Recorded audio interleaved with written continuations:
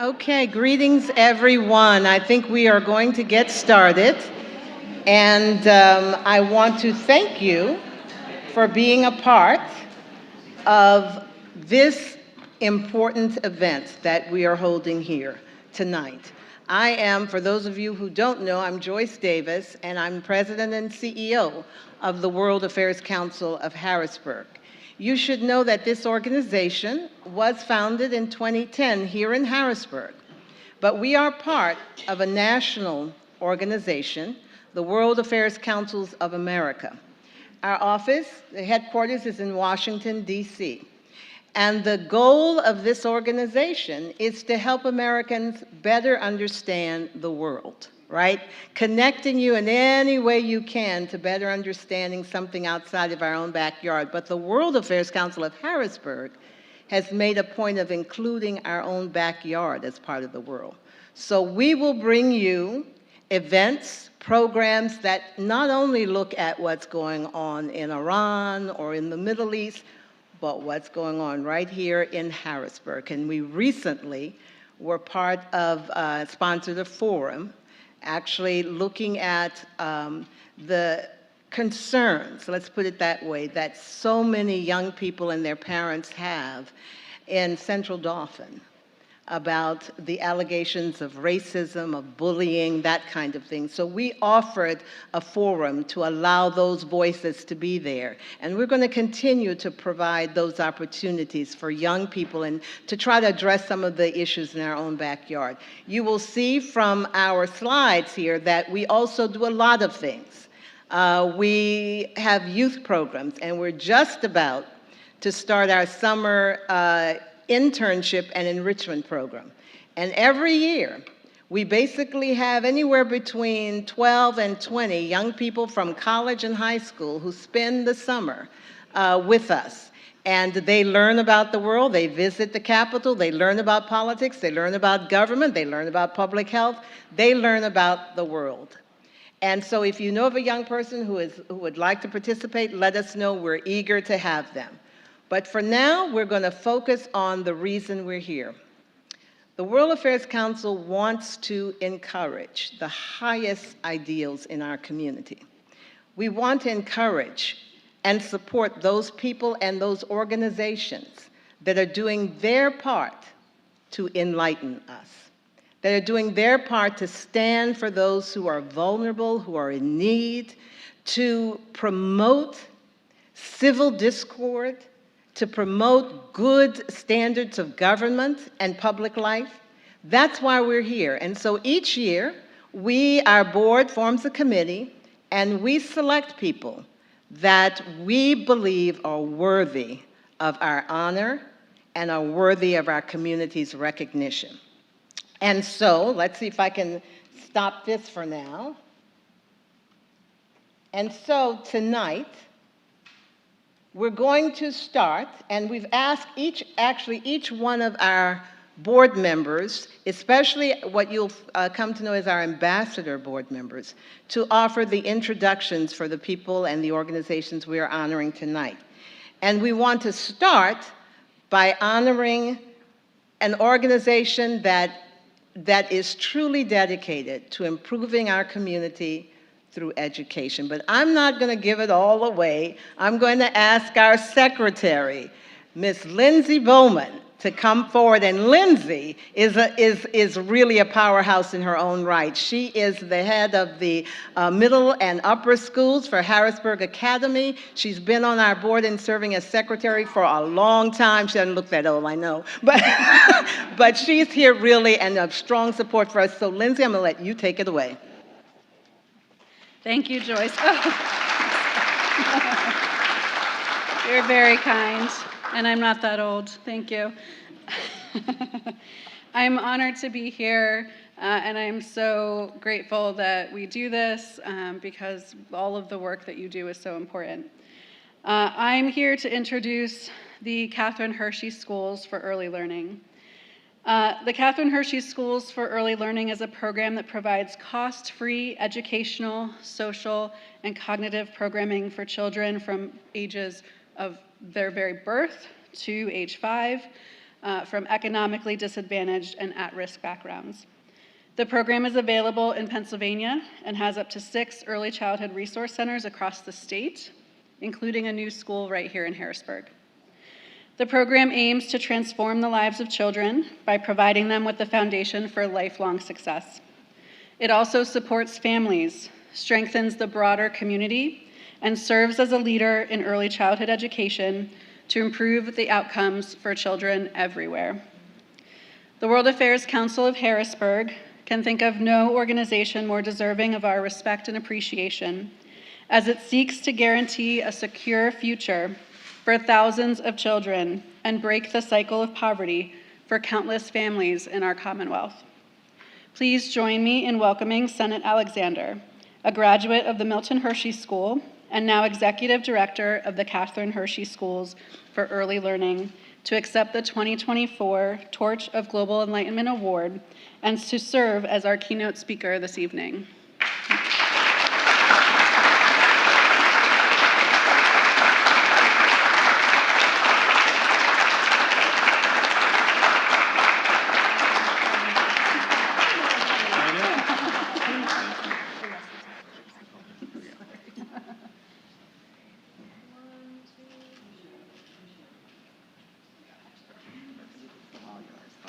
Let me help you with your...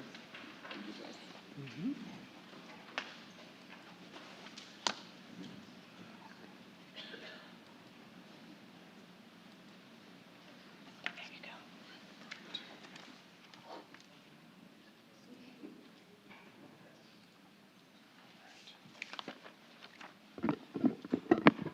All right, good evening, everyone.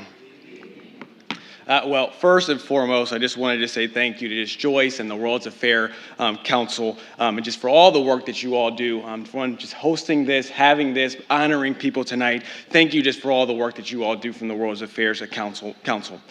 Second thing I also want to do is I just want to say congratulations to all the honorees that we're going to be honored tonight, just for all the work that you're going to be doing and the work that you have been doing in our community and for our community.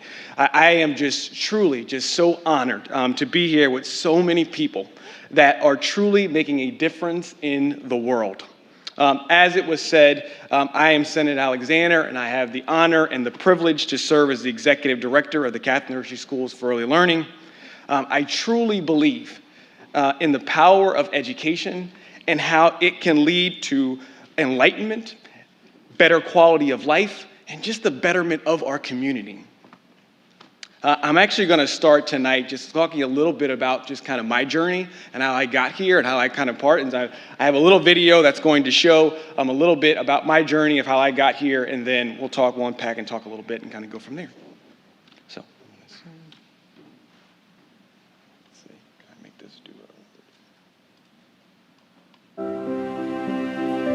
I enrolled at MHS in August of 1997. At the time, I was 9 years old. My mom was a single mother, dealing with the other things that come with poverty. She knew that this was the best place for me. MHS has been, doing this for 110 years, working with disadvantaged youth, at-risk youth, kind of like myself. We have house parents, we have a house mother, house father, that's in each of the different homes. There was one, set of house parents that I stayed with the longest, which were the Browns, so Mr. and Mrs. Brown. I think that as a house parent, you don't even realize that you're doing anything special.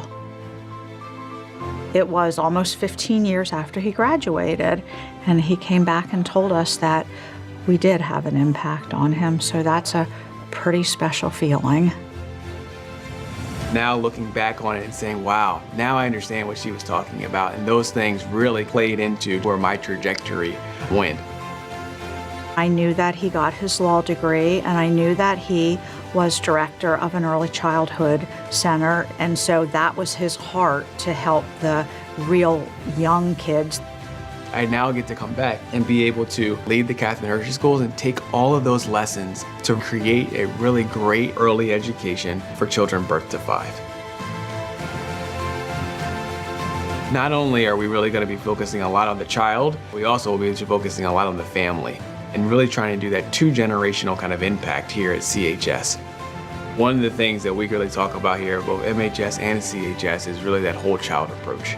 Cognitive, social emotional, health and wellness, all of those facets and not just one, because they're so equally important to breaking the cycle of poverty.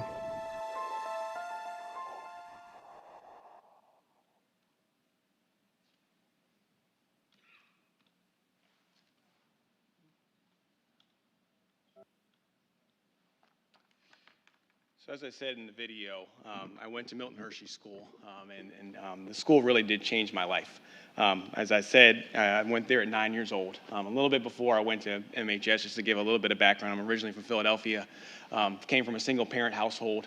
By the time I was 9, I had already experienced 8 adverse childhood experiences, or ACEs. For those that don't know what an adverse childhood experience is they encompass various forms of physical and emotional abuse, neglect, and household dysfunction experienced in childhood. The scale goes up to 10. And so by having 8 at that young of an age, the statistics are pretty grim. And without serious intervention, there's usually 2 options, a casket or a jail cell. So when my mother made the courageous decision to send me to MHS, she knew she was saving my life. Now, at the time, I had no idea this was going to be life-saving. You know, my 9-year-old self was thinking like, wait a minute. You're going to send me to this place, this foreign place without you, where it smells like chocolate and manure. I got to live with 9 other boys, tuck my shirt in, and get up at 5:45 in the morning, and that's what's best for me? And I'm like, wait a minute, what did I do to deserve this? As a kid, you know, I didn't really care that we were poor, right? You know, I just wanted to be with my mother. I didn't care that sometimes we went to bed hungry. I wanted to just be with my mother. So when I think about Milton Hershey School and the education that I received there, what impacted me the most was, well, first, my wife can attest, it wasn't the chores. That wasn't it. I told her when we got married, I said, listen, I will never clean another baseboard in my life. That is it. No more baseboards. I'm done. It wasn't the buildings, which are top-notch, but it was the people and the experiences that shaped me into who I am today. When you're coming from the type of situation that I came from, anger and sadness are very easy emotions, and oftentimes I was both. But at MHS, I always had people who cared for me, even when I was not always the easiest to care for. At MHS, I didn't need to worry about my safety, nor where my next meal was coming from. If I got hurt, I got the proper medical attention. I even got braces, which is a pretty big deal. I just got my son's braces bill in the mail. I'm like, ouch, But what got me through both the good times and the hard time was that I felt that every single person in that school cared about my success. Their only mission was to help me succeed and love me, flaws and all.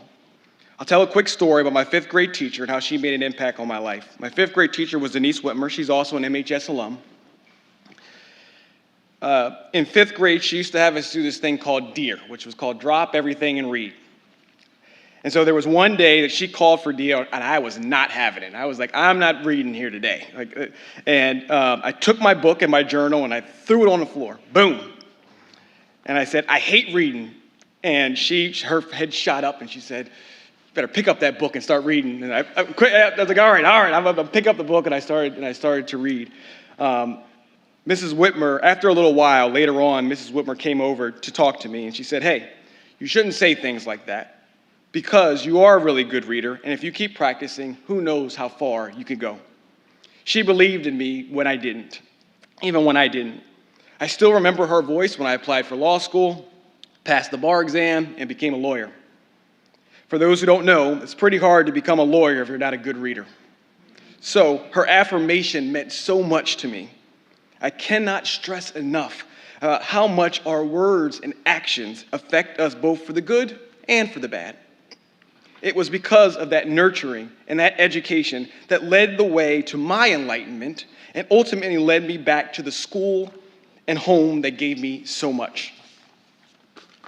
And looking back at my life, it was because of my education in MHS that I made it my life's mission to spread the nurturing, caring, and high-standard environment I received from the school to our youngest learners. Over the past 15 years, I've worked in every part of early child education looking to make a difference. And it's because two people I never met, Mr. and Mrs. Hershey, cared so much that they created a school that gave me an opportunity at a life I could only imagine. And because of that gift, I made a commitment to myself that no matter what I did, I was going to make a positive impact on those around me. One of my favorite Bible scriptures is, "You have received without payment, now give without payment." And so, to be able to come back and partner with President Gert, who is the president of both the Milton Hershey School and the Catherine Hershey Schools, to lead the Catherine Hershey Schools for Early Learning, which will care for thousands of more children birth to 5 years old, all free of cost, just like MHS, is such an honor. So CHS, what is CHS? CHS is a subsidiary of the Milton Hershey School.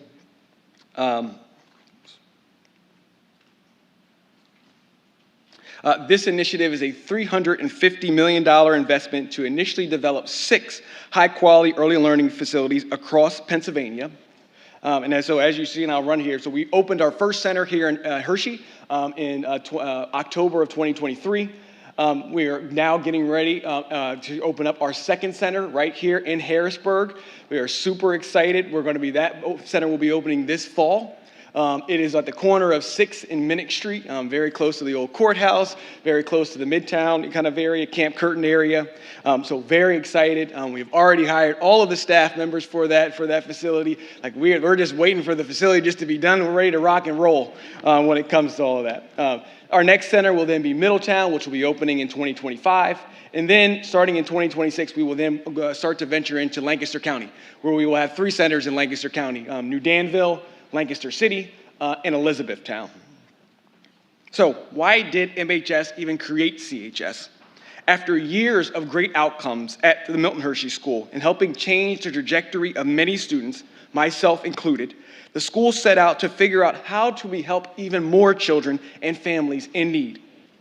And after a long strategic planning process, the school landed on investing in high-quality early childhood education. We know that teaching is a profession where the long-term impact is about changing people's lives. And as early child care providers, we are reaching children at a critical time in their lives. A child's brain is 90% developed by 5 years old. Yet, at times, the preschool age group is often undervalued or missed entirely within the education sector. However, we know that children who have attended quality early childhood education are more likely to be kindergarten ready with the academic, social, emotional, and self-care skills needed to thrive. We know that if we start early, it has just ripple effects, not only just on the children, the families, but also just our community as a whole. And the CHS program, when we think about the CHS program, it focuses on the elements of very simple, but very powerful: nurture, play, discover. And this ideology is incorporated in everything that we do at CHS. The feeling of being nurtured translates into the classroom where children feel supported and knowing that they can actually achieve their best self. Play is one of the best ways to learn, and that is true of any age, but especially children. This will be delivered at CHS by keeping children active and engaged in promoting problem solving, motor skills, and critical thinking. And lastly, discover. We will always be discovering and seeking out new approaches, methods, and best practices to drive results to help benefit our children and families.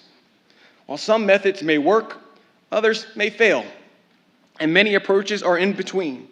But the beauty of loving to explore is what leads to new untapped possibilities.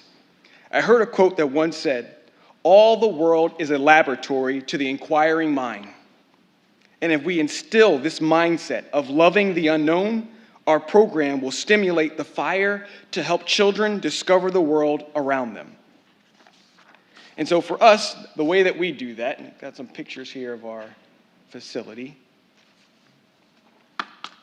I'm going to skip around here. There we go. So first and foremost, it is first by leveraging our state-of-the-art yet home-like classrooms and ensuring that children have, once again, it feels like a home environment in that classroom. Number 2, utilizing the resources in our Family Success Center, a space that's dedicated to supporting families and their long-term success. Every center will have a Family Success Center where there will be 6 family success advocates that, once again, their only job is to help families break generational poverty.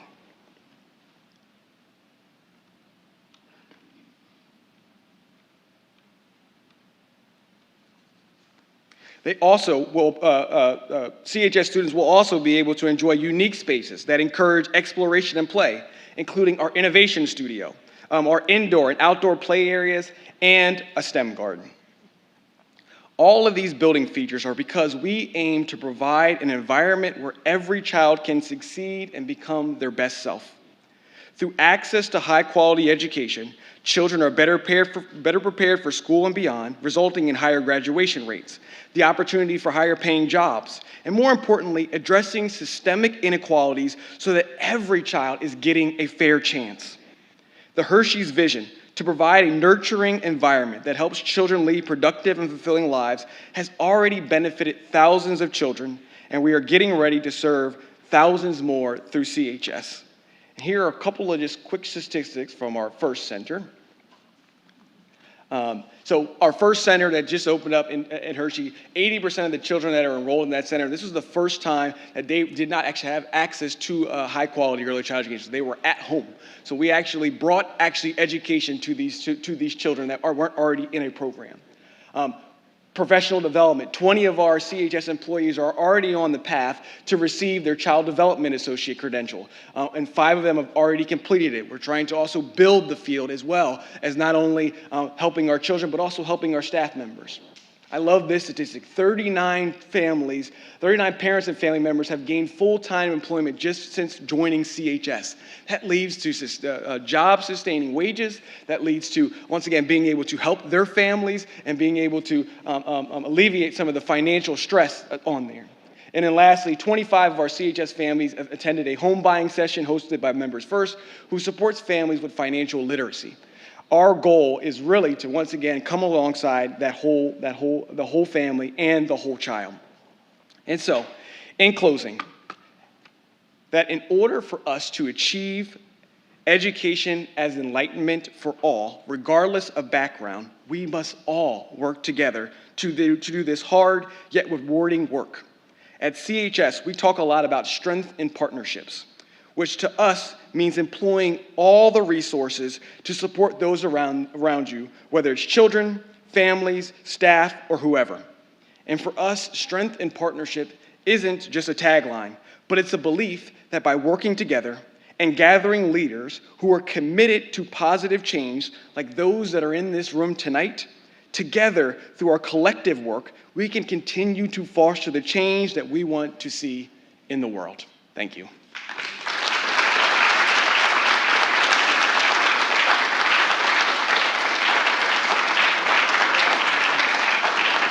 Thank you so much.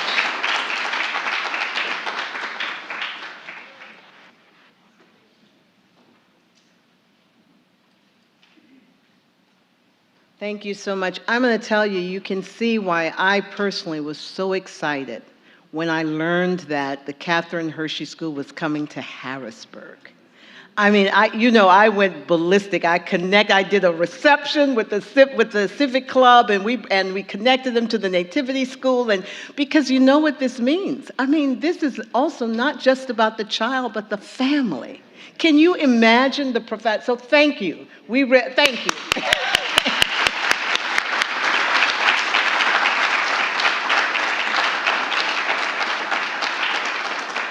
But that's the caliber of the people in this room, so you'll know. The people that we have brought together here are doing profound things like this in our community. And so, we will now take a look at, oops.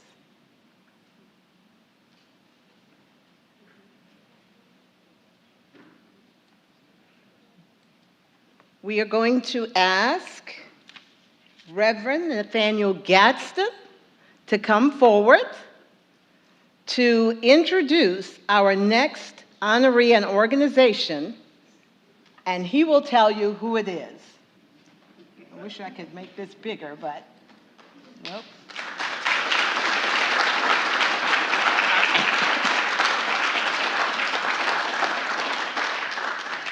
Thank you, Dr. Davis. This is always a fantastic event. I don't know how Joyce does it, but she makes it happen all the time. Fantastic. So this is a true honor because this organization known as CAMA, the Capital Area Music Association, has been in our midst now for I don't know how many years, but 50 years. I'm only 49, so I don't know anything about that. I will tell you, Christians say, and all the persons who are involved in the Capital Area Music Association demand excellence. And so what happens is that we are blessed in this area to see African American music presented at its highest form. The Capital Area Music Association, as you said, has been around for 50 years. It's a community choral arts organization with emphasis on the music of African American composers and African American culture. And Pat and I, my wife and I, have sat, as many of you have, in the presence of the presentations that are made on an annual basis. And we always say to them, how come you don't sing more often? Because we love their music and we love the fact that they're so professional and also that they demand excellence. So the focus and goal for excellence in the development and presentation of sacred and secular music, as well as music education through their scholarship fund, continues to be the impetus of presentations and activities sponsored by CAMA. In other words, they give back educationally, they give back in many different ways other than just simply singing our sacred music, and also our secular music as well. They do it well. So we salute and celebrate the musical impact of CAMA and invite representatives now of this acclaimed organization, I do mean acclaimed organization, to come forth and accept the 2024 Torch of Global Enlightenment Award. And I wish I could say more because you deserve more. Come on up. Mm-hmm.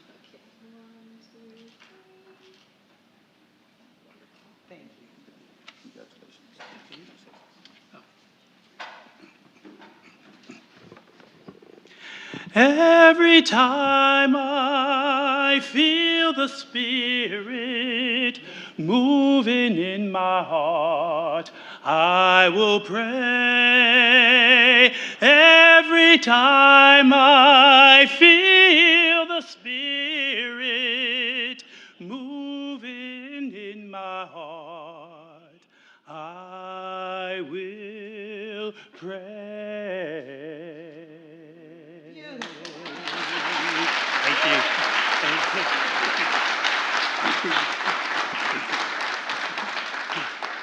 Thank you so much. It is indeed an honor to be a recipient of this award for the work that we do in Harrisburg. As Nathaniel Gaston said, we are a choral organization. We focus on the music of African-American composers. We're not a gospel choir, although we do sing gospel, but we sing a lot of anthems, arrangement of Negro spirituals, and anything that uplifts the choral music of African-American composers and African-American culture. So please feel free to learn more about us. You can go to our website, www.camamusic.org. Feel free to have conversation with us after tonight's event or reach out to us at any time. But again, Joyce, thank you so very, very much. Yeah.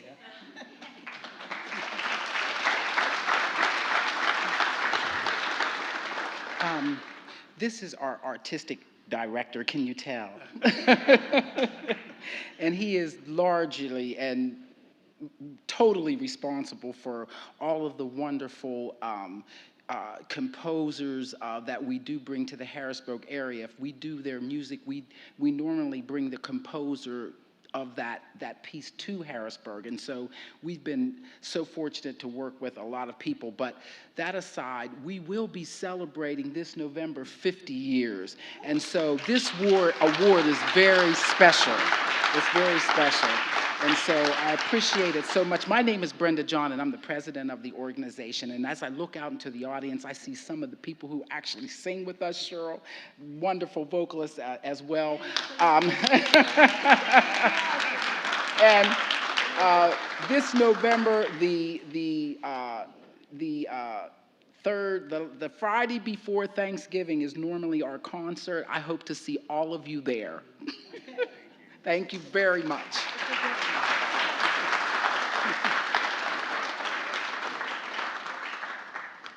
Okay, beautiful.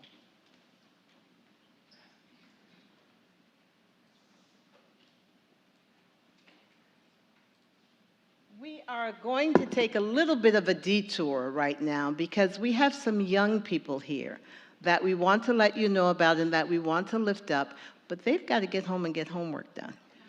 So we're going to now, I want to tell you about an activity that we do every year, and we've kept doing it, even though it's sometimes a lot of work and, you know, you're pulling things together, but it's our academic World Quest competition. And we invite high school students who simply want to learn every tiny detail about the gross national product of Russia, and they want to come together on a Saturday and answer 100 questions. And then, after that, they want to go, if they win that, on to the nationals. So there is a school and students here who have done this, who have really been spectacular with their teacher about being a part of this. I think it might be the 3rd year that they've won it. So let me tell you, I'm going to call for it now. The students who won this year's 2024 Academic World Quest World Quest competition, and their incredible teacher, truly. You talk about shaping lives. Miss Angela Camps is devoted to her students and to shaping young lives. So I'm going to now ask Miss Camps and Raina Johnson, Jackson Kane, Caleb Masshart, and there's also Rory Gannon, who's not here because she's somewhere else getting an award. So, thank you. Caleb, Jackson,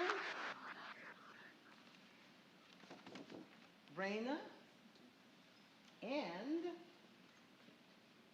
a little something for Miss Camps. And I think Caleb is going to be the spokesman. All right, come right ahead, Caleb.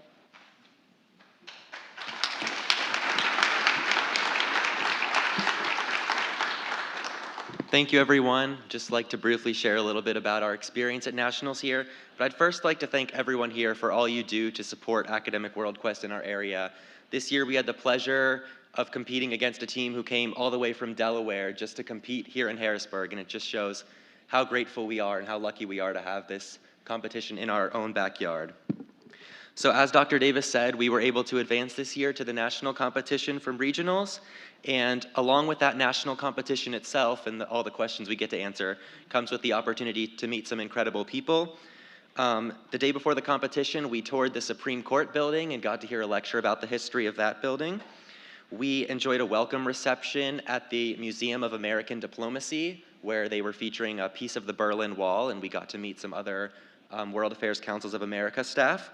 But most importantly, on the day of the competition, we heard from several panelists and keynote speakers about the pressing issues around the world. And some highlights from those for us, and I think my teammates would attest to this as well, were we started the day off with a panel from NATO experts. Leanne Howard, Special Advisor to the NATO Summit from the NSC, and J.P. Feldmeyer, who is the Director of NATO and European Affairs at the NSC, gave us their insights on the state of NATO, on the potential of new memberships, and all sorts of things like that. And then later, after the competition was over during our lunchtime, we were able to hear from Dr. Joseph Sani, the Vice President of the Africa Center at the Institute of Peace, which was newly formed, and he talked about what they call the demographic dividend, which is one of our categories, and the opportunity for Africa to really advance with a growing and expanding population. And once again, I'd just like to say we're so grateful to have represented Pennsylvania. It was funny, we had several teams give Pennsylvania a little bit of hate. We were asked how the coal mines are, We were told that people came on mission trips here, but we were proud to be from Pennsylvania, and so thank you for giving us the honor.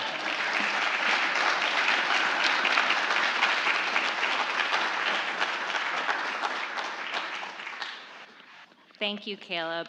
I'm Angela Camps. I am the advisor of this amazing team, and I teach at Cedar Cliff High School. I've been teaching there for 31 years, and I've been advising the Academic World Quest team for 10 years. And I want to thank Dr. Davis, the World Affairs Council of Harrisburg, for making this a possibility for our students. When I started, I had a team of 4 students, and now I have 4 teams. Each team is a team of 4, and now there are 16 students that came to compete. It is blossoming. And I just want to mention some of the categories that they studied, because they're analyzing, studying articles that are curated on world affairs topics, ranging from navigating AI to NATO to women's contributions to Track 2 diplomacy. And they not only advance their knowledge of international issues, but they gain so much in their opportunity to be future leaders. They already are leaders at Cedar Cliff High School, West Shore School District, and they are going out into the world to better our world. And on the World Affairs Council of America's website, it advertises the Academic World Quest competition as the only test you can take with your friends. And I can attest they are so dedicated, and the energy is very alive at Cedar Cliff for this competition. Thank you, Dr. Davis, for making it happen.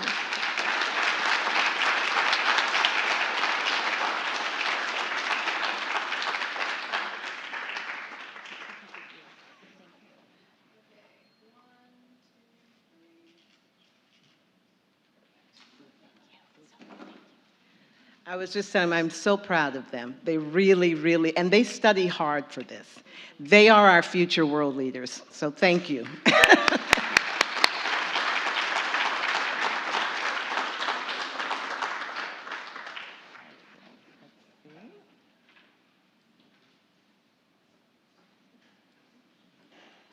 And now we're going to call forward Ms. Michelle Angert, our program director, who is working every day so hard with me. And would you believe where she was living when she first started working with us? London, no, actually Prague. Prague. And then she went to London, and I said, come on back home to Carlisle, okay, and help us. So Michelle, take it away.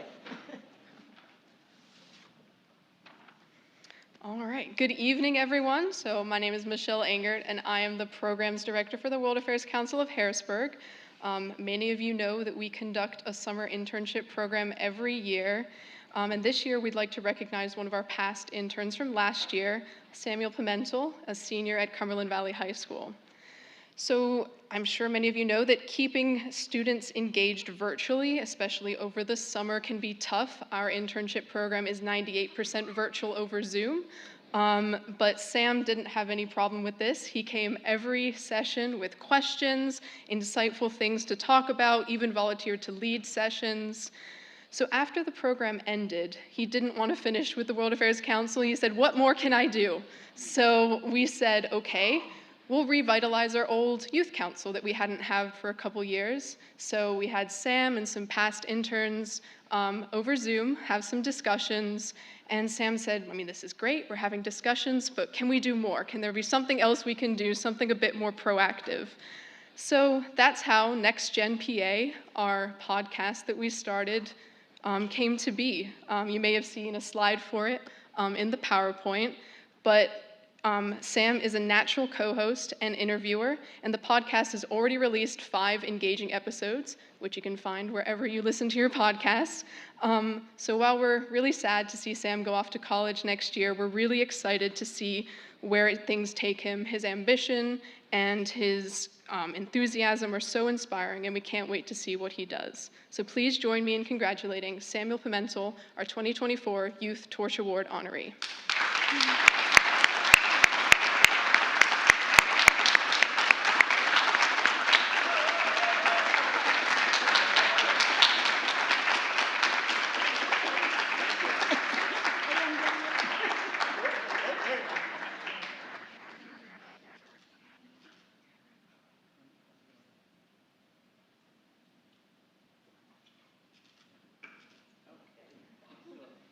podium is yours, Sam.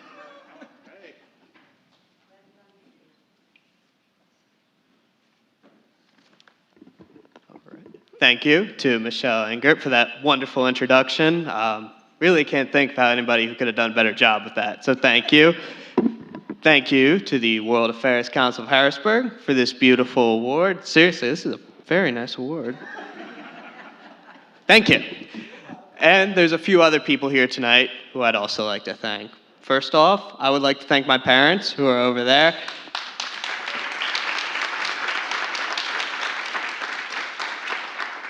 To be honest, they're really the ones who led me here to where I am today. I mean, it's very easy for many parents to check out of their child's life after a long day of work. It's not that they work easy jobs. One of them has to work long hours at a pharmacy. The other has to travel across the Northeast, go into power plants, which can occasionally be uncomfortable and dangerous. Yet, in spite of this, they have made sure to be there for me every single step of the way, making sure I have a beautiful home to live in, a meal on the table every night, and that I can get rides to events if I need to be there. Really, they're doing all of this so I can pursue a higher education that will allow me to get the job, to get the career that will help me fulfill my passions. I don't think I could ever say words of thanks or gratitude that can really ever match what they've done for me.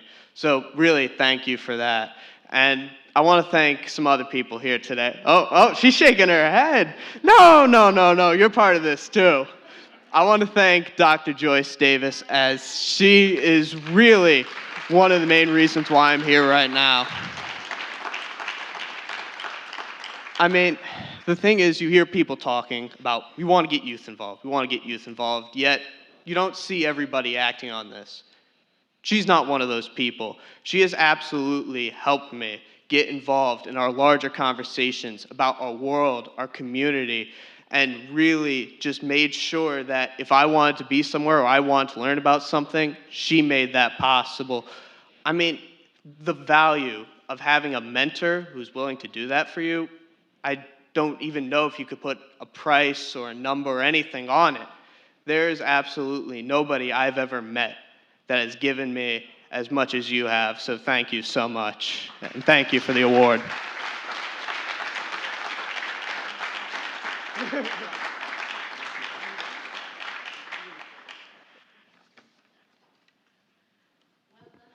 Beautiful, beautiful. That young man is going places. He truly is. He truly is. I can't even tell you the beginning of it, but he's going to, and he's going to stay. He's going to Gettysburg, so he'll still be in our area. So thank you, Sam, and thank you to the parents. And you know, it's wonderful that you acknowledge your parents for all, because it's important. Thank you. All right. So let's get on with it.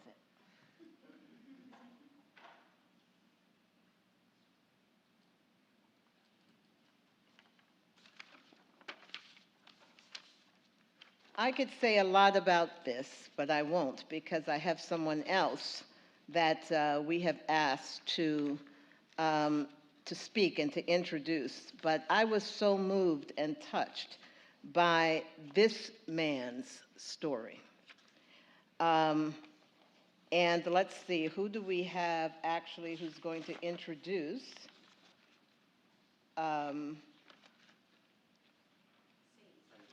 Said, oh, there you go. Said Onal. Oh, yes, and I have to say something about Said. Said Onal has been just the backbone of the World Affairs Council of Harrisburg. He knows that. He's become a good friend. I mean, you've been here from the beginning. This organization has been built on good connections like this, and he is just a whirlwind with the Turkish community. But he's come in here and he is impacting the entire Commonwealth, trust me. And we're just so privileged to have Said. You'll hear more about our ambassador level members, but he's one, and he also is the World Affairs Council of Harrisburg. Take it away, Said.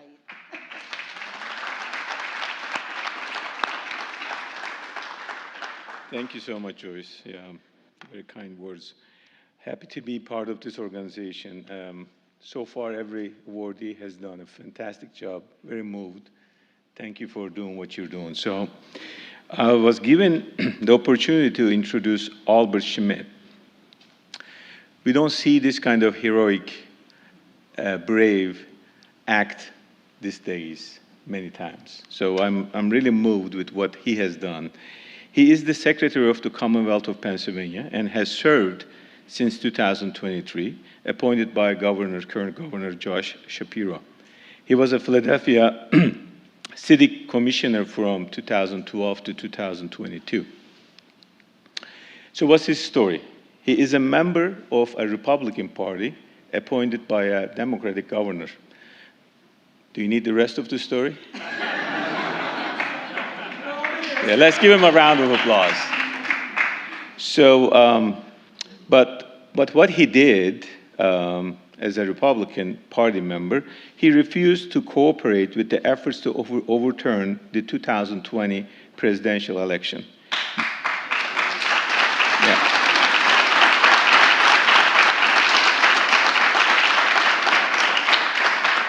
Which led him to be publicly attacked by then President Donald Trump, like the other 51%, right?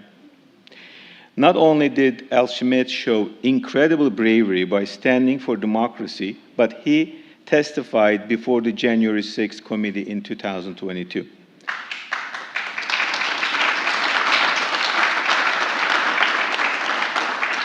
Above all, Secretary Schmidt has continued to reassure Pennsylvania voters that our elections are free and fair, and he has spoken out against threats and intimidation of poll workers and election officials.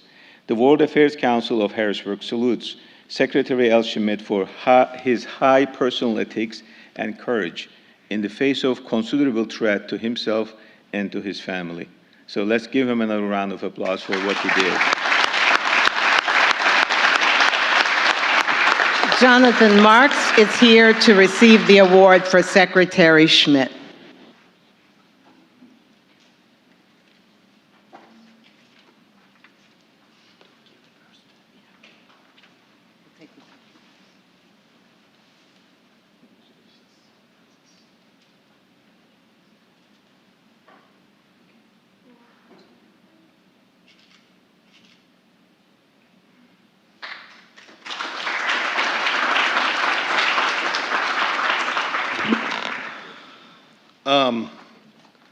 Wow, this was going to be hard enough as it was, accepting an award on behalf of someone I respect very deeply. Then the keynote speaker and everything that has happened since then.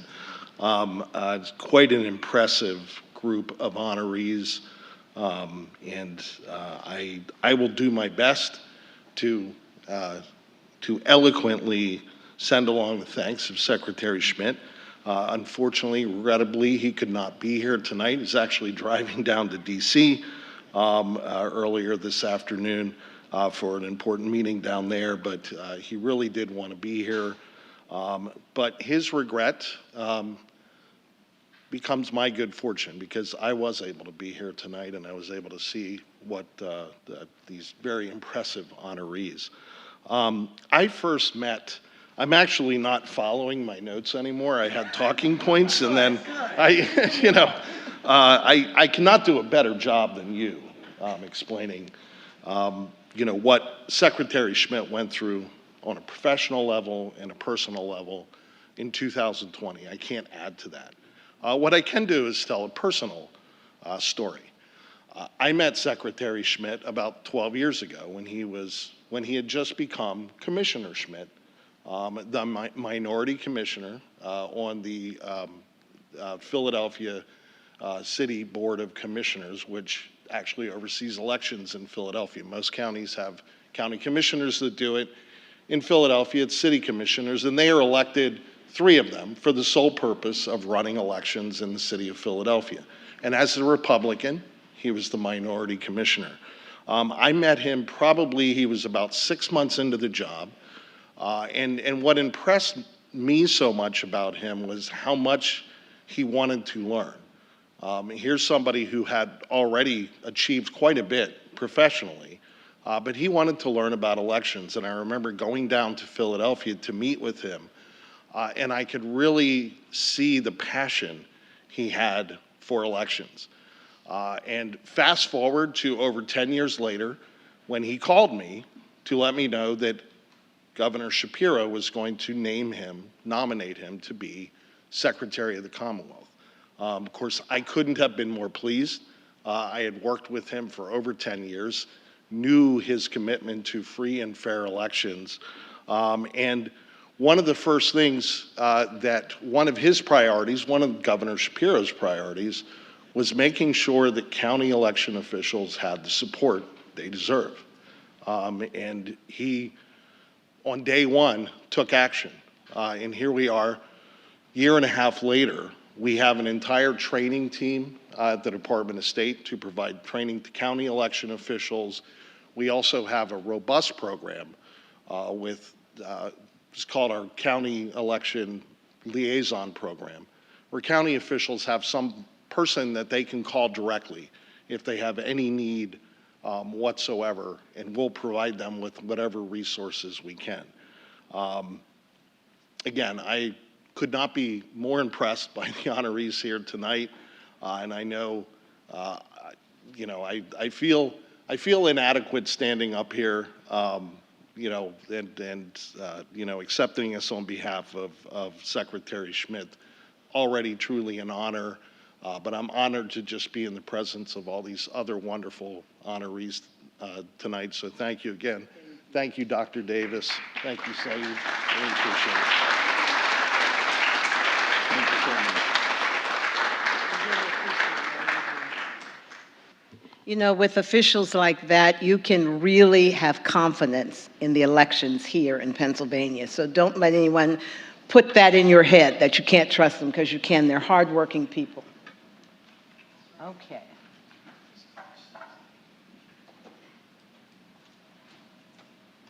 Our next honoree, I guess they'll make it big,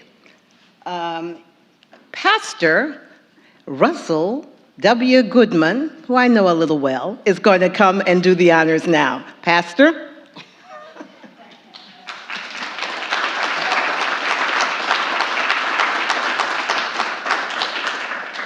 I guess that means because I'm on the board that she knows me fairly well, and not the 37 years of marital bliss that we share. It's my honor not only to say good evening to everyone and thanks for attending, but it's my honor to be introducing to you a wonderful organization. It seems like this is education night.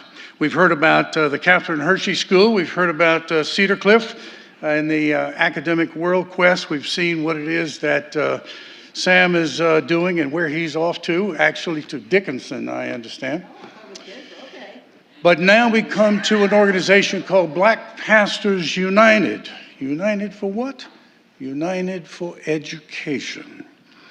This organization is a network of like-minded pastors and congregations that have come together to ensure a quality education for children from disadvantaged, under-resourced backgrounds.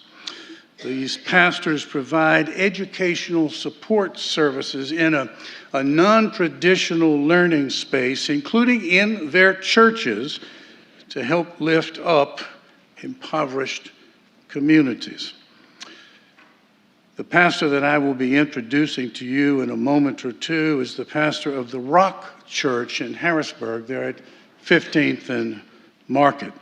The Rock opens its doors during the school week to students aged 8 through 13 who are enrolled as online learners. And they are paired with learning guides who ensure that the work that they're doing is completed and that they have meals, nourishing, healthy meals, and activities to expand their knowledge. I want to just say that I personally have visited the Rock Church. I have witnessed the interaction between the students and the teachers there. The students are engaged. The teachers are committed. And it was a blessing for me and for quite a number of other pastors, not only from Harrisburg, not only from the Commonwealth, but from around the country. As far away, I recall meeting a gentleman from Montgomery, Alabama, who were coming there to see what it is that Black Pastors United for Education are doing for these online learners.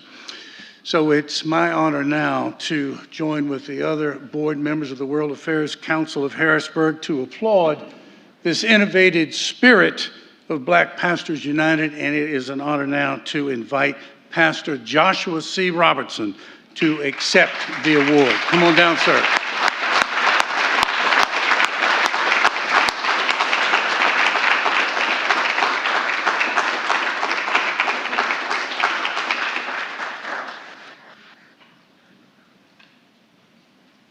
You're a young man. You can move faster than that. Thank you. Yes, sir. Thank you. Yes, sir.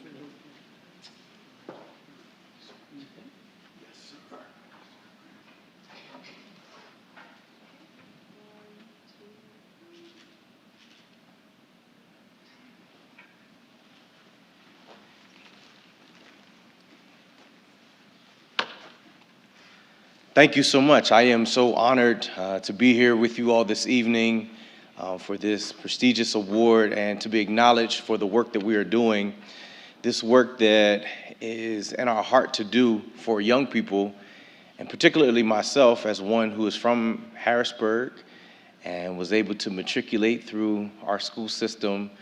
And I was able to get through 12 years of school and graduate probably at a first or second grade reading level.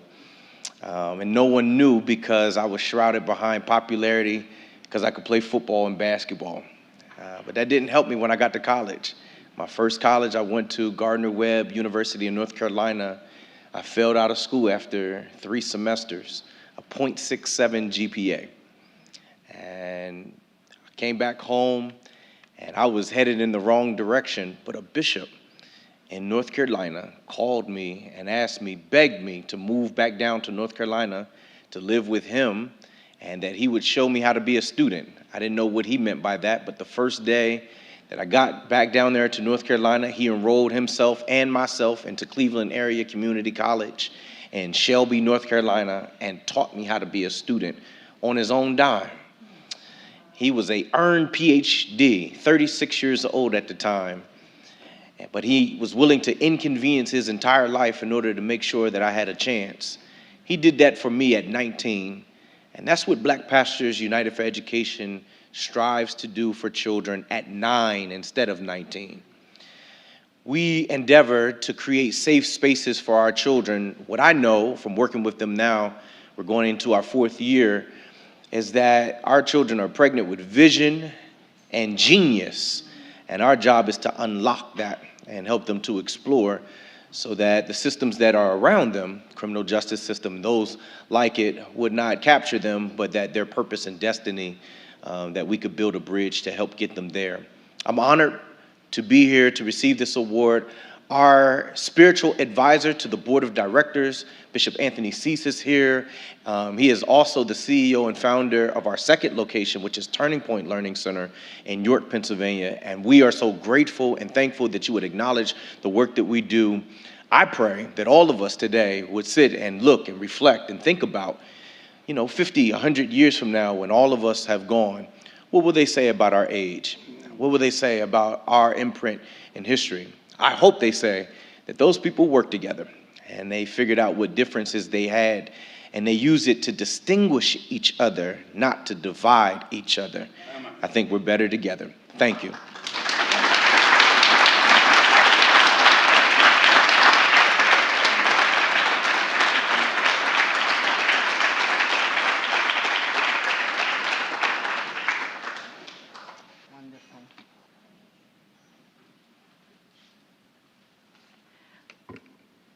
And now I'm going to call another distinguished gentleman to the podium who's going to introduce our next honoree. Can I ask Mr. Cole Davis Goodman to come to the podium?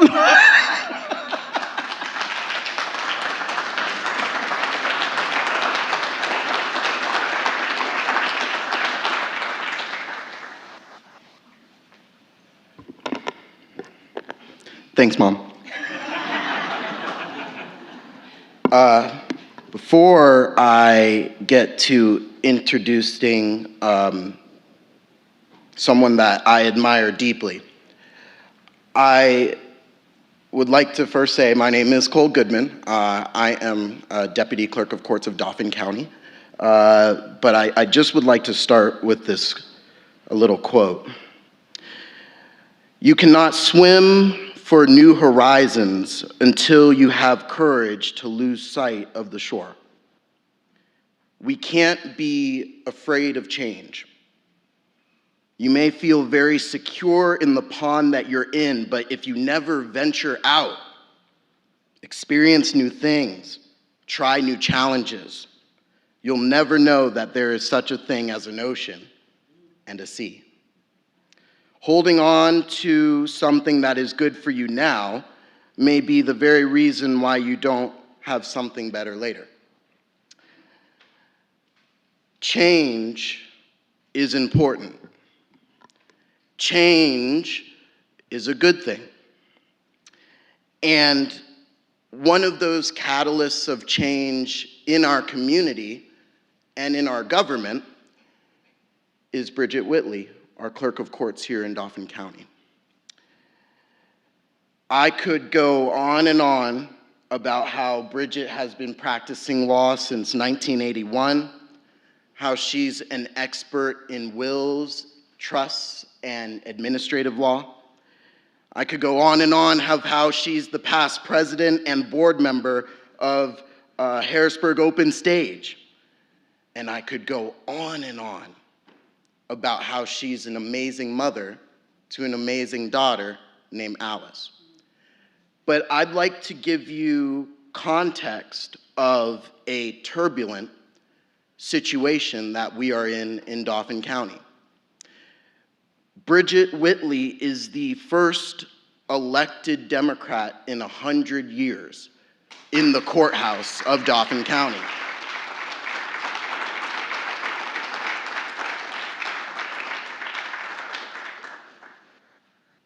But the first thing that she told me on my first day on the job as her deputy is, we leave our politics at the door. We're here to serve everybody. And I am sad to say that that is not the mentality of many in our county governance. In the first 15 minutes, and you heard me correctly, 15 minutes of taking office, Bridget and myself and Dauphin County lost half of the staff in the Clerk of Court's office. We are an office that deals with committing people to prison and getting people out of Dauphin County Prison, and we all know the horror stories coming out of DCP. So to have such a drastic change abruptly happen in the first 15 minutes of your tenure, when we hold people's lives in our hands because of political reasons, is not what our county governance should be. Bridget Whitley has traversed a hiring process that normally takes 2 months to bring new employees on. 2 months. And our office, which used to be 17 people, has now gotten down to as low as 7. Clerk Whitley has had to deal with massive tension because of this transition and is having to deal with court leadership that doesn't believe in building bridges, but putting up walls. So much so that Clerk Whitley, who could honestly be enjoying retirement right now, but has decided to serve the people of Dauphin County, has been threatened with jail time because of the situation she inherited. But my favorite thing about Bridget is that she's always solution-based. Even with that threat at her door, she shows up to work every day. She encourages our staff every day. She's brought new people into the fold of county government. When we walked in, this office of 17 was of 16 white people and 1 person of color. We have now diversified an office of people from all ages, all backgrounds, who want to serve in county governance, even though to work in county governance, you can go and make more at Sheets. We are trying to streamline, and Bridget has led the charge in streamlining an office that is outdated and antiquated. Just yesterday, we were working with, it was before I was born, what's it called, a stenographer? A stenography machine? I don't know what that is, but I learned what it was yesterday. In 2024, ugh. But she keeps showing up because she cares not about just the residents of Dauphin County, but people who are housed in prison, where it is our job to get them out. And in closing, I just want to say this about Bridget. You really never know how strong you are until being strong is the only choice you have. And to see someone who could be setting off sales as a respected lawyer in retirement show up to work every day to serve all of you and all of us in the county while being threatened every day for something she inherited, but also keeping the mindset of encouraging others, that is the type of leadership that we need in elected office, who's going to stand strong and stand firm in the midst of any storms. And that is why it's my honor to introduce the first Democrat-elected Clerk of Courts of Dauphin County, my friend and someone I greatly respect, Bridget Whitley.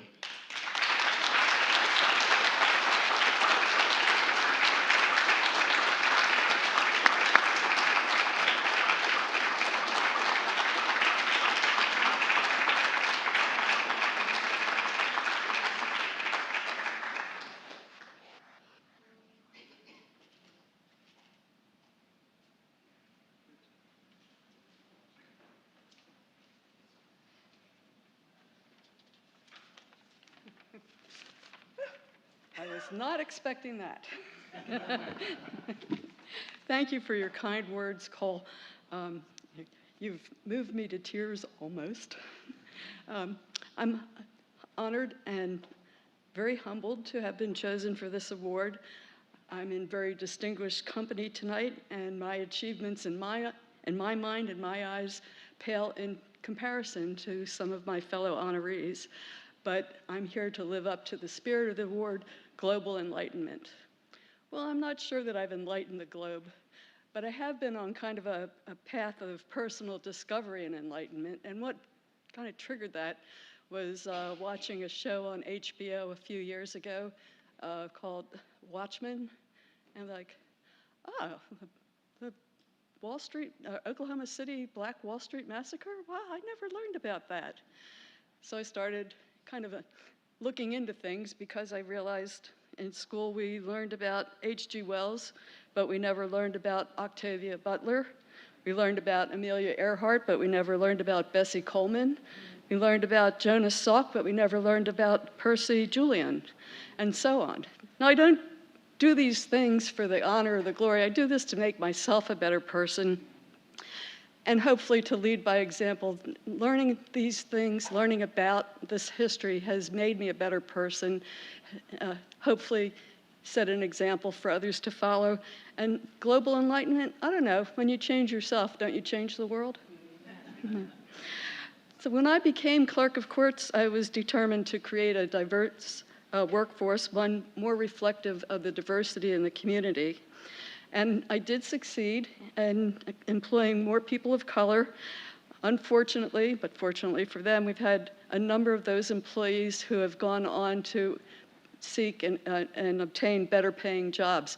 With the salary structure that we have, it takes a very special person to want to work under these conditions and for the salary that we have to offer. But those people are out there, and when I fill those vacant positions, we'll stay committed to achieving diversity in the office. And if you know someone who's looking for a job, it's like, we could talk about minimum wage all day long. But anyway, again, I'm humbled and so appreciative of this award. And in these situations, I always follow the advice of my dad, a decorated World War II veteran who spent 27 months in a German POW camp and has been an inspiration to me. And his guideline for public speaking was the 3 Bs: be brief, be sincere, be seated. Thank you. Thank you, Bridget. It's important that we honor those people in government service who are really facing some stuff, and that you know about it and you can stand and support them. It is important. Okay. So.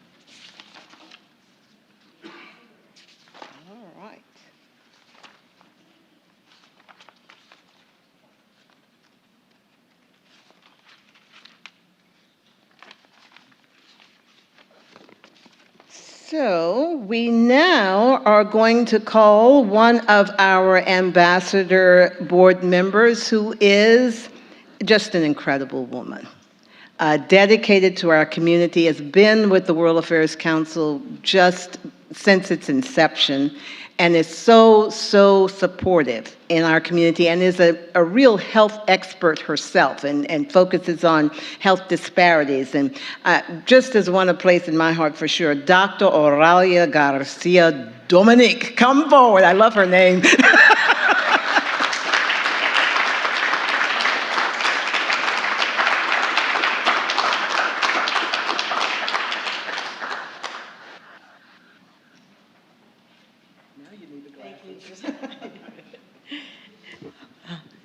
Good evening, and thank you so much for being here. We're so happy that you are here. The World Affairs Council exists because of you. And this evening, I am honored to introduce to you our nominee and awardee for today's Torch Award. She has enlightened the world in many, many ways and on many fronts. I'd like to share with you some background and some many of the historical moments that she has contributed to and continues to champion for. Dr. Mireille Rebeiz is chair of the Middle East Studies, associate professor of women's gender and sexuality studies at the Francophone, which is French, I think, and the Middle East Studies at Dickinson College. She is an international known author and has written on gender equality, women's rights, Hezbollah, as well as the bombing of the Beirut bombing in 1983, which killed 241 Americans. And these Americans were service members and 58 French parachutists. She's also profoundly committed to human rights and social justice, and frequently pens op-ed in support of these ideals. She's also an author, a writer, an award-winning one. And her first book, Gendering Civil War, The Francophone Women Writing in Lebanon, earned her the first American Fellowship Award from the American Association of University Women. The World Affairs Council of Harrisburg honors Mireille Rebeiz with the 2024 Torch Global Enlightenment Award in her commitment to not just educating her own students, but as well as the community. And her commitment remains even internationally by addressing international affairs. And for her advocacy for oppressed people around the world, who she is dedicated to continue to help free. Thank you.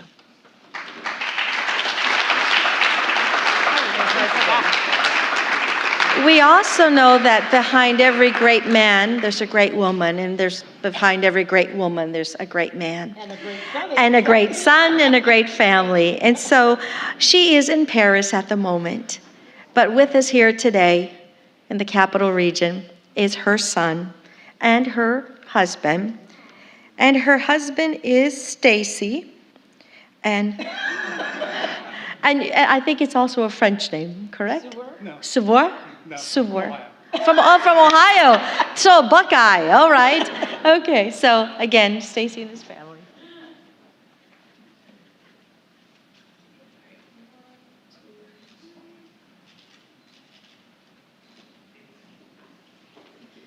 Thank you.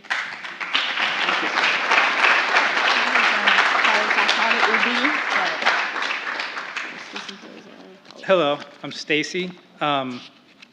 Mireille couldn't be here today. She's out of the country, but she did prepare some remarks for me to read. She's always telling me what to say. Hi, everyone. I am Stacy Suver, and I am receiving this award on my wife's behalf. Mireille, she wrote this in third person. Dad. Mireille is currently in Switzerland. Due to her research and dedication to peace in the Middle East, she was invited to participate in a ceremony honoring peacekeepers in blue helmets at the United Nations in Geneva. Can you not act like a robot? She left on May 20th. She left Monday, and that's why she's not here today.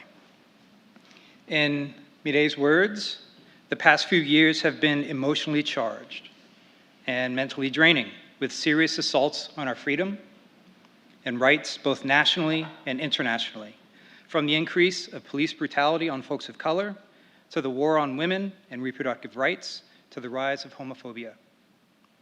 The October 7th attacks and the ongoing genocide in Gaza highlighted the obvious disregard to the rules of law, the serious gaps in international law, and the desperate need for sustainable peace in the Middle East.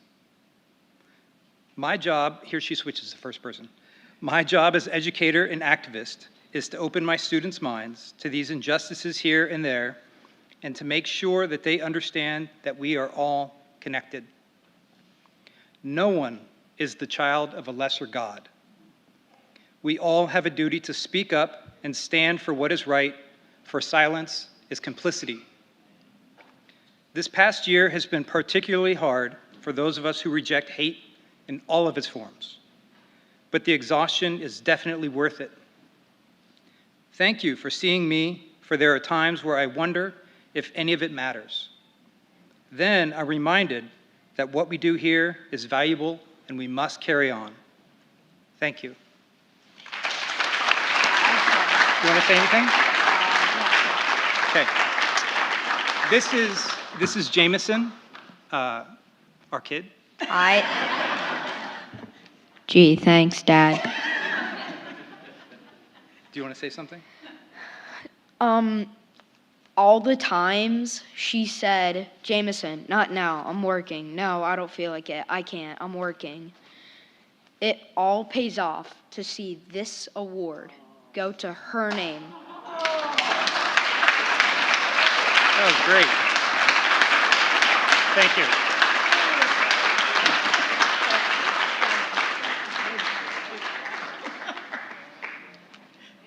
Yes, children sometimes have to sacrifice a little bit, right?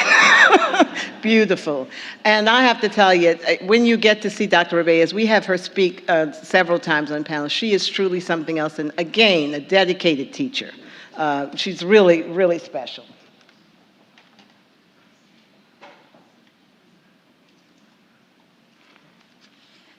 Another person who's really special, and I'm not going to be able to introduce because I have somebody else slated to do it, because he makes sure I do what I'm supposed to do in my job.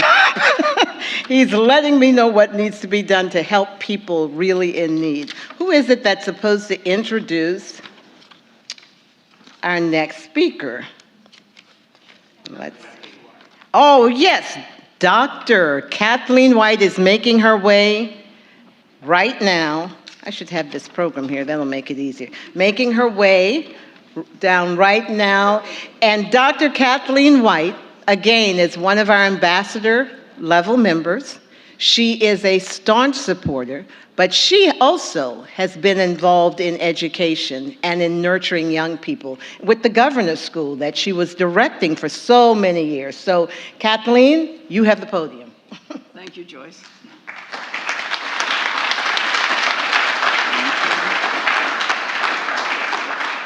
So, well, we've been together for what, 14 years now, I think? Yeah, so I'm very pleased to be here to welcome and introduce Mr. Gary Blumenthal, who is Vice President of Government Relations and Advocacy with Envision Human Services. He's a committed advocate for people with disabilities and for those who provide life-sustaining activities for those individuals. Since 1992, Envision has provided highly customized services to people with intellectual and developmental disabilities. The organization is focused on ensuring people of all abilities receive the support they need to live full lives. Mr. Blumenthal is highly committed to the mission of advocating for people with disabilities to help them become successful and contributing members of their communities. Mr. Blumenthal has used his voice to demand equitable pay for healthcare workers who provide services for people with disabilities, and he has worked tirelessly to convince elected officials that families need more support to care for people. I agree 100%. Most of all, Gary Blumenthal strongly believes that all people should be treated with dignity and respect, and I'm sure everybody in here would agree with that.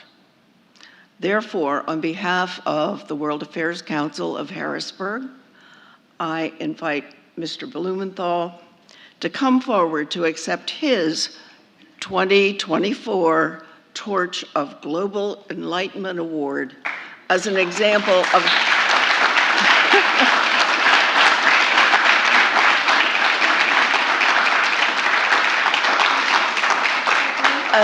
as an example of his compassionate leadership that has impacted thousands of people in Pennsylvania. Thank you. Thank you.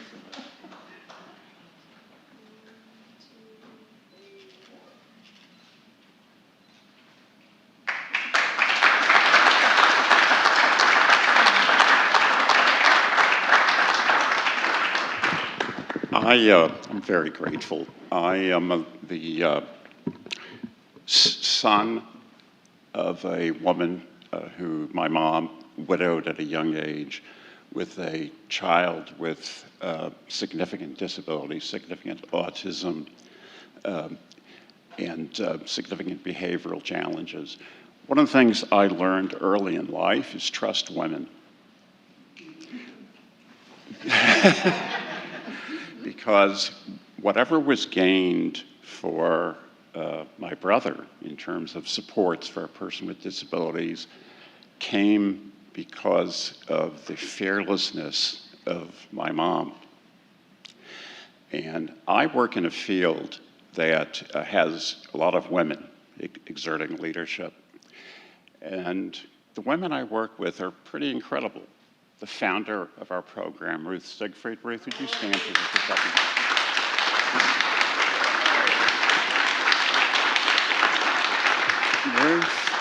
Ruth, similar to, and I don't want to say this because we're the same age, I was going to say similar to my mom. I'm sorry. We're the same age, so I can't say that. But had a deep and committed desire to see that people with disabilities were brought into the light, were brought out of locked wards, were brought into inclusion, were brought into public schools, were treated as people who deserved their own home, were treated as people who deserved employment, were treated as people who should be allowed to have relationships. That is what we do at Envision. And I am thrilled to work with people who are committed, deeply committed to that vision for folks. And I want to turn this around a little bit. I want to thank Joyce Davis because, as many of you know, she has more than one role here. She also is the opinion editor of our local paper. And Joyce has done an amazing job of giving a voice to this community. She seeks out to understand what is happening in this community, and she seeks to bring a voice to those who have been voiceless, for those who have been without power. I read Joyce's editorials, some that she signs and some that she doesn't sign, but there's a consistent commitment to the quality of life for everyone. And as was just said a few minutes ago by the professor's spouse, this is a difficult time for our country. This is a difficult time for our nation. This is a difficult time for our world. But what's amazing is that we live in this community where there are people like Joyce, there are people like this organization, there are people like Ruth, there are people that I want to salute also, like my wife and my sons who are here, who believe in inclusion, and they practice it, and they don't get stopped by people who say, we want to go back to 1954. Well, honey, it's 2024, we ain't going back, and we are going to keep this democracy going. So, thank you.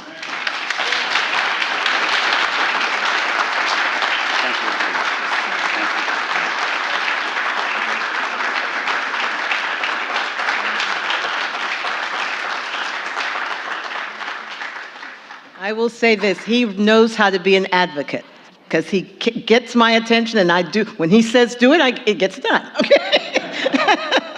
All right.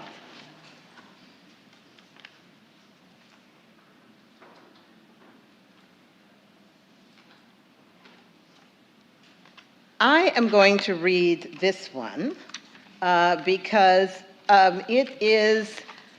the award is going to be accepted by one of our board members. But we are really, really happy to be able to honor an organization in our midst that's really also trying to help people who are in need, who need some representation. Let's see.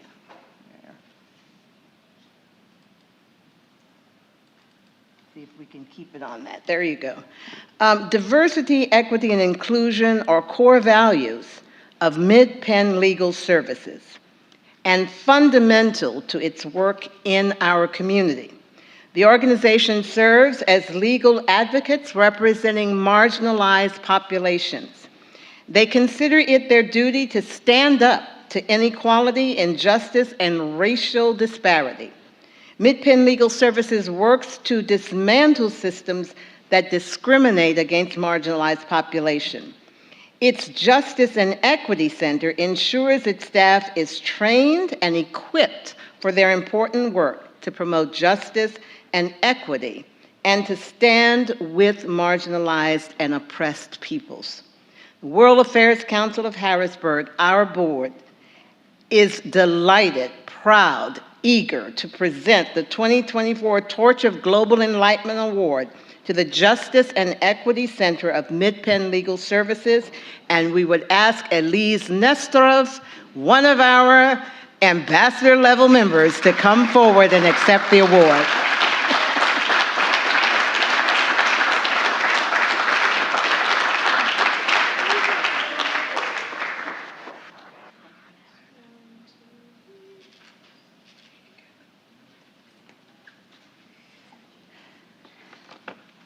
Hi, everyone.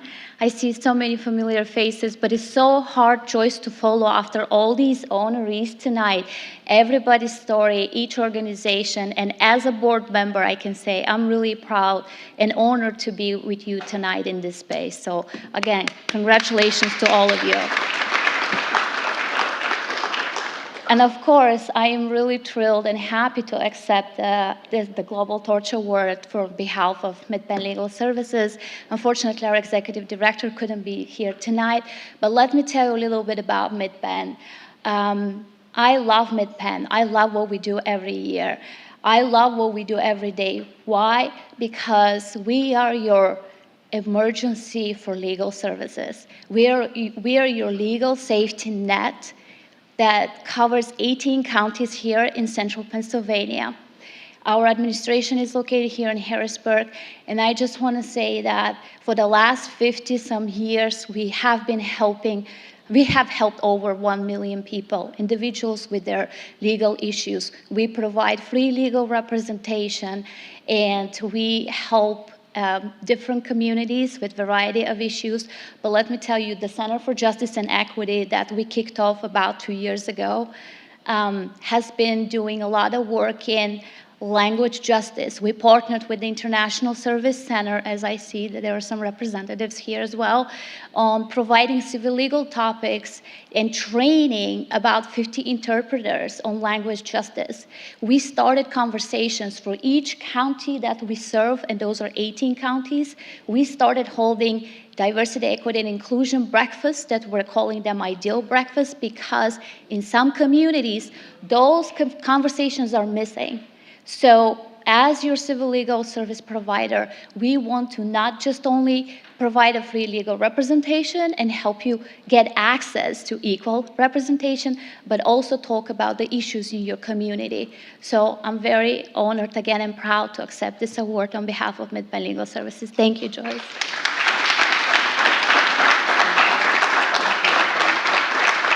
And I forgot to tell you, Elise is our treasurer, so.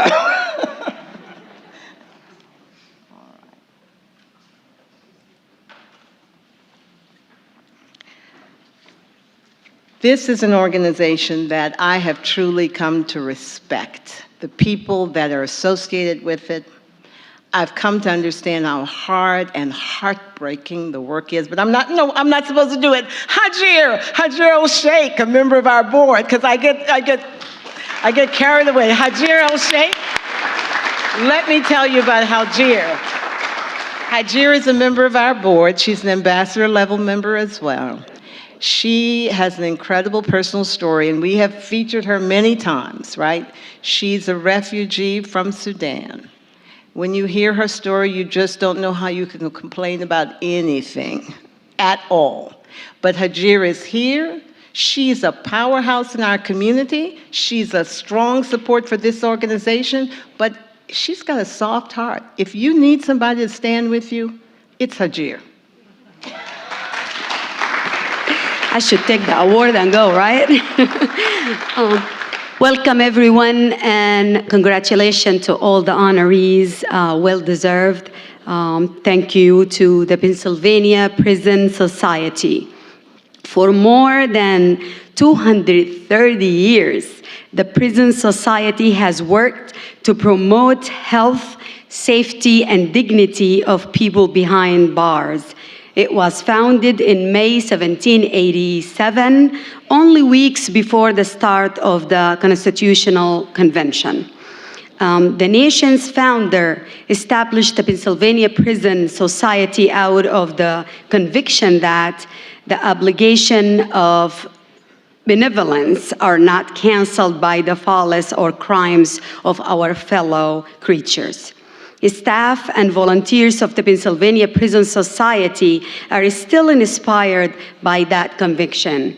Their mission is to advance the health, safety, and dignity of the people who live and work in every jail and prison across the Commonwealth. Is as relevant today as it was 2 centuries ago. The World Affairs Council of Harrisburg salute the Pennsylvania Prison Society with the 2024 Torch of Global Enlightenment Award and invite its representative to come forward to accept the award.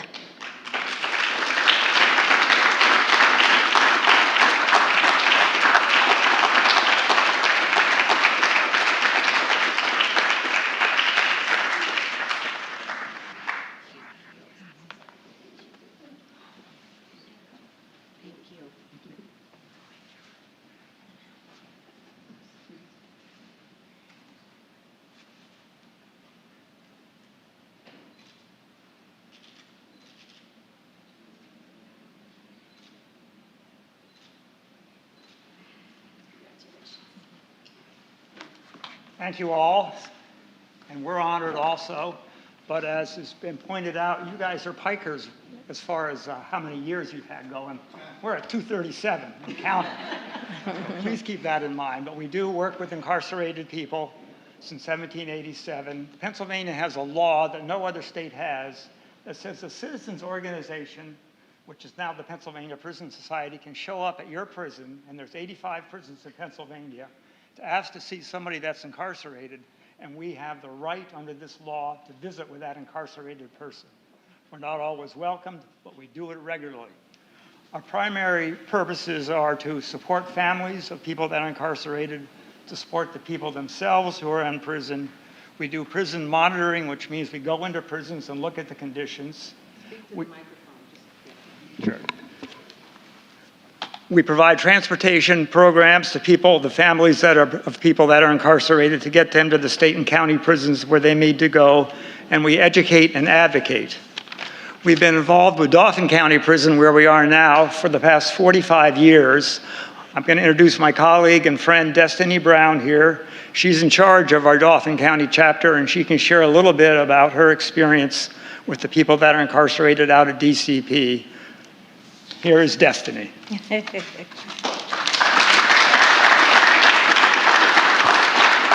Thank you. And thank you, Joyce. And I just count it an honor to stand here on the behalf of our executive director to receive this award with John. I met John back in, I believe it was 2014 or so, and we were going in and out of the Capitol, going into the state reps' offices and looking and seeking for change. And that's when John asked me to come on board. I had been doing prison ministry since 1989. I've been going in and out of all the state and county facilities, and I count it an honor.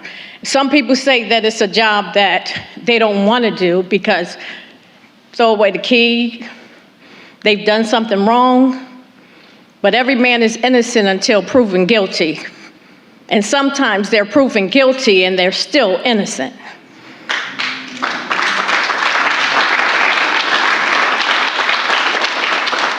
We have facilitated in Dauphin County for, not only do we facilitate for the men and women, I don't like to call them inmates because I don't want them to lose their identity.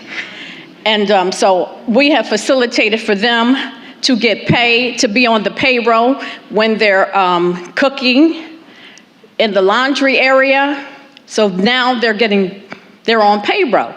And we also have facilitated for them to receive better meals. We're still working on that, but they receive a Christmas meal, also a Christmas gift. And not only do we facilitate or advocate for the men and women on the inside, we also advocate for the staff. And the staff come to us on a daily basis when we come in there. We do monthly walkthroughs. And the men and women, they come to us, and we have state reps now coming in with us. And we also have them from Prime Care, the medical area. They're walking in with us, looking for change, looking to see how we can make a change along with you. And we're glad for that. I can go on and on and on. And she did say 4 minutes, but so I'm going to be respectful of that time. But I would like those that are here, and I want to thank my husband, and my daughter is here, and she has gotten involved in prison ministry. And I think, because sometimes it's tiring. It's tiring, you know, constantly. You're hearing complaints all day long, you know, and you know, when I first started the prison ministry, I would go home. When I would leave the prison, I would cry. I would just literally cry. I had to sit in my car and just try to get my composure together, because just looking at the men and women, you know, looking like they're in cages, and I'm like, there gotta be a better way. There gotta be a better way to treat these men and women like this. It gotta be a way. We got to care. We gotta have a care and a love. You know, I don't look at their crime. I don't look at what they've done, because there go I, but for the grace of God. Because any of us can walk out of here today or drive a car and kill someone, and we be in that same position. So there goes you and I, but for the grace of God. But I just want to thank my husband, my daughter, and those in the prison society that, and those friends that came with them. Can you please stand? Can you please stand? Please stand.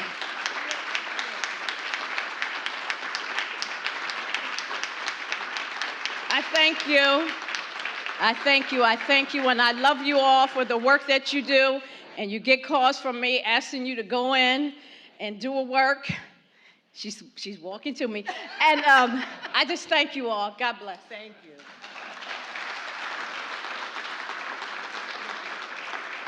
I mean, this is, again, truly important work.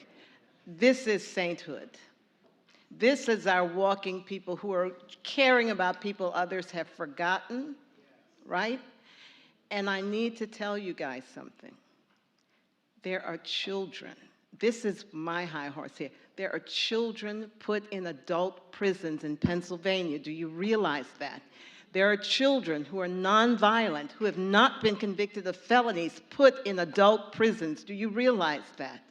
There are children whose families can't pay fines, put in adult prisons.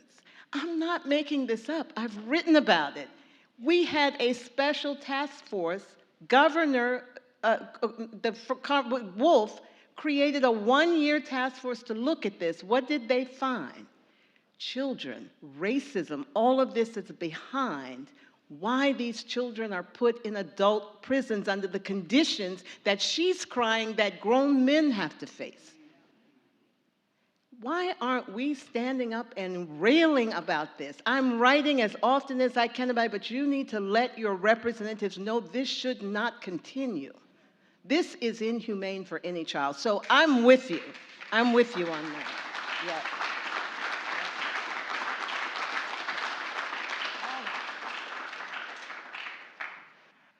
Thank you for, and the point is that we want to make sure people who are doing this work, all of you, know that people see it and they appreciate it. Again, it was like you think maybe nobody cares, maybe they do care. You are making a difference. And now, we have another distinguished honoree, and we are going to ask, let's see who's supposed to do this one. I'm always trying to, oh, yes. One of our new board members, Dr. Najiba Benabes, please come forward from E-Town. She is the Dean of the School of Business at Elizabethtown College. She has also a fabulous story of just perseverance and overcoming. Dr. Benabes, welcome. Thank you so much. It is such an honor to introduce Mr. Dangana. Tika Ram Dangana is a distinguished and respected leader of the Bhutanese community in central Pennsylvania. Mr. Dangana came to our region as a refugee in 2010. In Bhutan, his family were in business as producers of nuts, oranges, and other goods from their farm. But his family was forced to flee when the Bhutanese government seized their land and gave them 72 hours to get out of the country, under threat and imprisonment or death. He spent 18 years in a refugee camp in Nepal. Today, Tika Ram Dangana is a successful businessman and author. His book, Satisfaction and Service, A Grand Source of Success, discusses his commitment to helping others. He is a deep spiritual man who is devoted to helping refugees resettle in our region. Dangana believes only by serving others can we achieve real success in our lives. He believes only by being at peace with this world can we feel satisfied. Mr. Dangana has helped so many new refugees in our region, working with the International Service Center in Harrisburg. His commitment to serving those most in need is worthy of our honor. We invite Tika Ram Dangana to accept the World Affairs Council of Harrisburg's 2024 Torch of Global Enlightenment Award.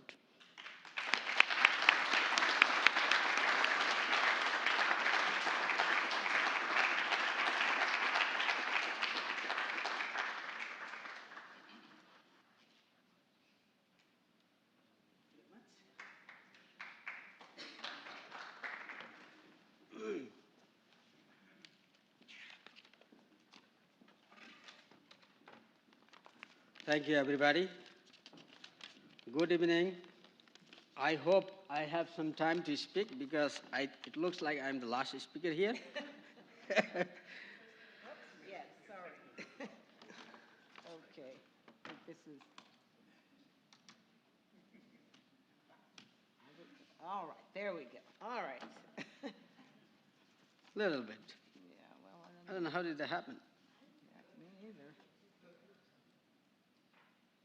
see if we can get your picture back. There we go. All right. Thank you. There is a line in Bhagavad Gita which states that karmanye vadikaraste ma phaleshu kadachana ma karma phala heturbham mate sangos takarmadi. This is Sanskrit line which technically means do your duty and don't expect the result. That is the main theme of our Bhagavad Gita. I have never known about World Affairs Council of Harrisburg. They do this award ceremony every year. But it is my fortunate that I am here today to receive this award. Thank you, World Affairs Council of Harrisburg and President CEO Joyce M. Davis for putting this effort to award every one of us. Thank you, Najiba Venavis, for wonderful introduction. Thank you all my family who are here today. My wife is here, my brother-in-law, my family are here. Thank you, everybody. Thank you, all my well-wishers who are watching from their home to this live. I came to this country in January 15 of 2010, directly from the refugee camp in Nepal, after spending 18 years of most miserable life in the refugee camp. When I first came to this country, I felt like I was in the middle of the ocean or in the middle of the big forest, no way to go any direction. Meantime, I met the director of International Service Center, Dr. Trong An Phong. Many of you may have known him. Around April or May of the same year, and he rescued me from all this confusion. Since then, I started volunteering. I knew most of our community people who came from the refugee camp. They have never been to technologies and systems and regulation, laws, everything like we are experiencing here in this country. I knew we have to educate them by any means. That is why I started mobilizing my community folks, and we organized and established a non-profit organization which is now exists by the name Bhutanese Community in Harrisburg. I was the founding president of that organization, and now we have 7 presidents running the organization.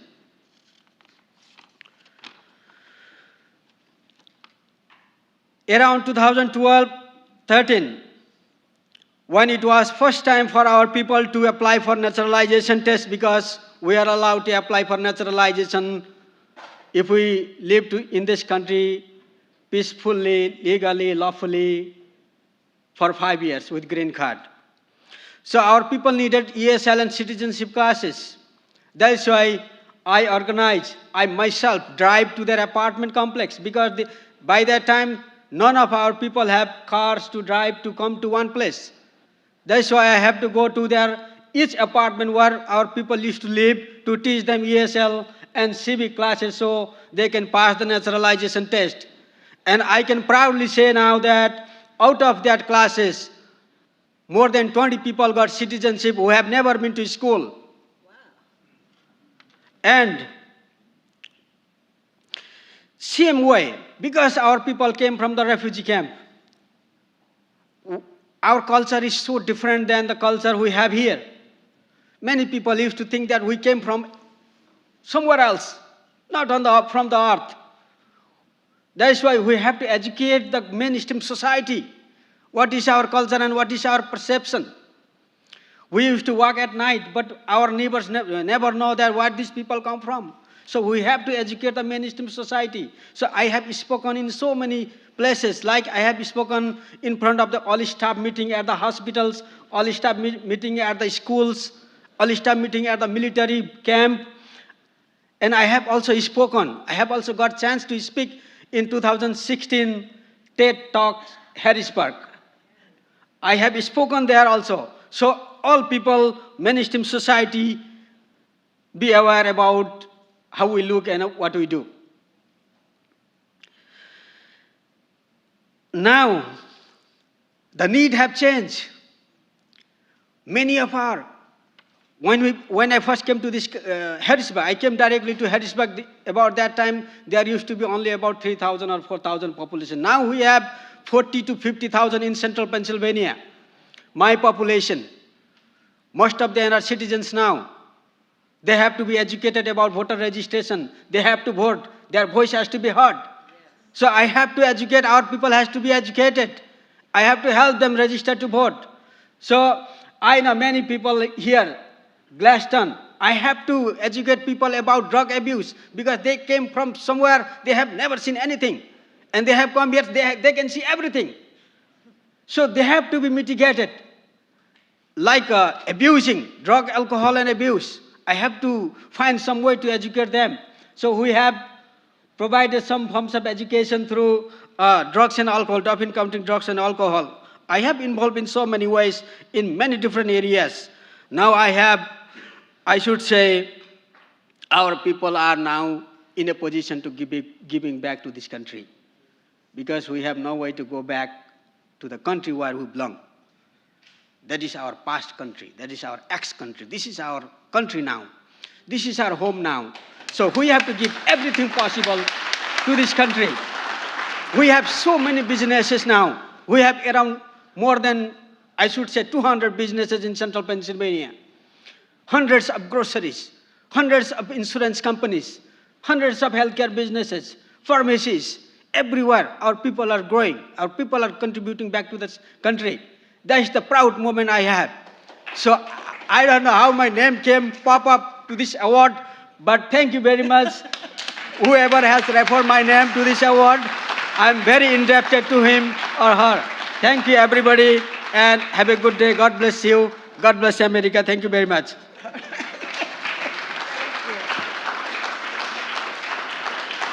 Just wonderful. Dr. Truong Phuong told me that Tika really is just doing, he's just so giving. And this is a community that actually needs a lot of support. They are definitely a powerhouse. But the one thing that we have to also remember is that I understand there's a mental health crisis in that community. And they are not able to really get that kind of direct help, and it's especially among girls. It's especially amongst women and girls, and we want to reach out to try to help those young ladies as much as we can. So please let us know whatever more we can do.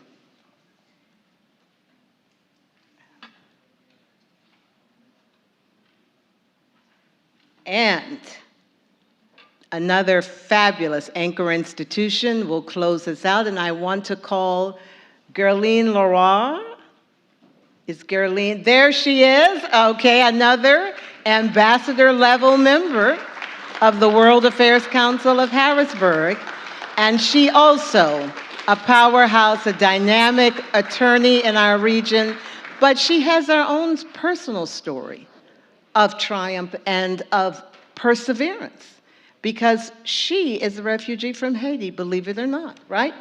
As a younger, but here she is, she's now out in this community having an incredible influence. Gerline, we love you, come on.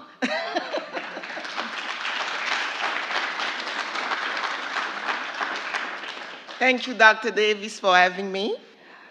Hello, everyone. It is such an honor and a true pleasure to introduce this organization. I actually have a personal relationship with the leader, Norma Swain. She is my son's piano teacher. So it makes it even sweeter. So, the Wednesday Club. The Wednesday Club boasts that it is the oldest continually operating musical organization in the United States of America. It was organized 142 years ago on May 17, 1882, and incorporated exclusively for charitable and educational purposes in 1915. It has been under the dedicated leadership of acclaimed pianist Norma Swain, but it should also be added, dedicated, sweet, and extremely patient music teacher, Norma Swain. As attracting some of the most gifted musicians in our region to share their talents with the community at large in concerts throughout the year. The Wednesday Club seeks to nurture the next generation of musical geniuses, providing opportunities for them to perform in supportive environments with experienced musicians. And its goal is to promote and support the performance of classical music, but it has also featured performances of jazz, Broadway, and popular tunes, including a tune that my son has worked on by Kanye West. The Wednesday Club is considered one of our region's cultural and educational icons, and the World Affairs Council of Harrisburg is honored to pay tribute to this wonderful organization, and we with this 2024 Torch of Global Enlightenment Award, and we ask his representatives to come and accept this prestigious award. Norma Swain, everyone.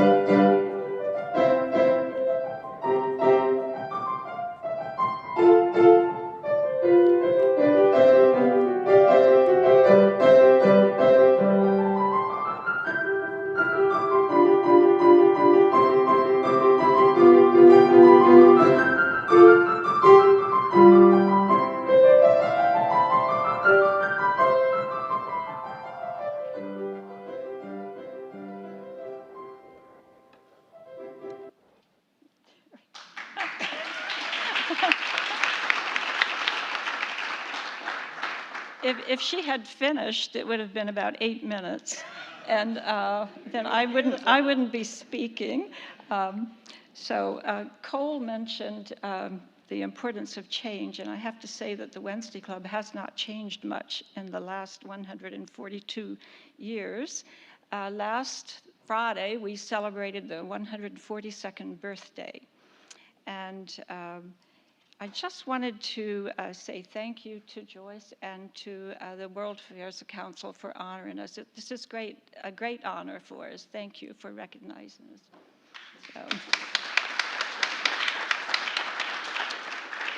So I will read most of my notes. I want to not keep you forever, but because we're so old, I could speak for an hour if you want to hear it. We had our first organizational meeting, and it was a performance in the home of Miss Mireille Lloyd Dock, and I'm sure some of you have heard of her and her sister Lavinia. She was actually one of the founders of the Wednesday Club. That was on May 17th, 1882. And ever since that date, honestly, we have had concerts throughout every single year, barring 2 world wars, depression, and a pandemic in 1918, which was kind of similar to what we just went through, except during the 1918 pandemic, people wore the mask, and we still had concerts. We had like 8 concerts every year for those 3 or 4 years that everybody was sort of quarantined. We missed a few concerts in the COVID. That's the first time we've missed concerts, but we're back on a schedule now. I wanted to just give you some information about the Wednesday Club. I realize that a lot of people aren't from the area or maybe haven't even heard of us before or haven't heard our concerts. If you notice street names in Harrisburg, Bose, Riley, McCormick, Cameron, Calder, those were all founding members of the Wednesday Club. And I'm sure there are more street names that I can't remember. This Wednesday Club's founders played an important part in the formation of many of the esteemed musical organizations in the area. In 1903 or 1906, I believe it was, we, and I wasn't here for all this, I read this. I read this in our history book and in all the archive notes. We were instrumental in forming raising funds to form the Philadelphia Orchestra. We also raised funds for the Harrisburg Symphony Orchestra in 1929-30 season. Actually, the first conductor of the Harrisburg Symphony, George King Raudenbush, appeared in a concert on the Wednesday Club series prior to becoming the conductor of the Harrisburg Symphony. We also were involved from the ground up realization of the Whitaker Center, and some of my friends here remember that when it was just a hole in the ground. We were there, and we were a resident company of the Whitaker Center for 13 years. There are other claims to fame in these 142 years. We've had many famous artists appear here under the auspices of the Wednesday Club. Anybody ever heard of Rachmaninoff? Nope. He performed for the Wednesday Club in 1939 and 1943, I think it was, at the Forum in Harrisburg, and his wife was in the audience. I read that. Also, Jascha Heifetz, the violinist, Paderewski, the Polish premier, was on our series. More recently, fiddler Mark O'Connor, who has taken the world by storm right now, with his wife Maggie. And actually, just last year, we presented a rising star. Well, he is a star. He's not just rising, he is on the move. Brandon Siddell, a baritone who is from Hershey. He graduated from Hershey High School. And I have to say, his mom is here and his stepdad. I would like to ask them to just stand.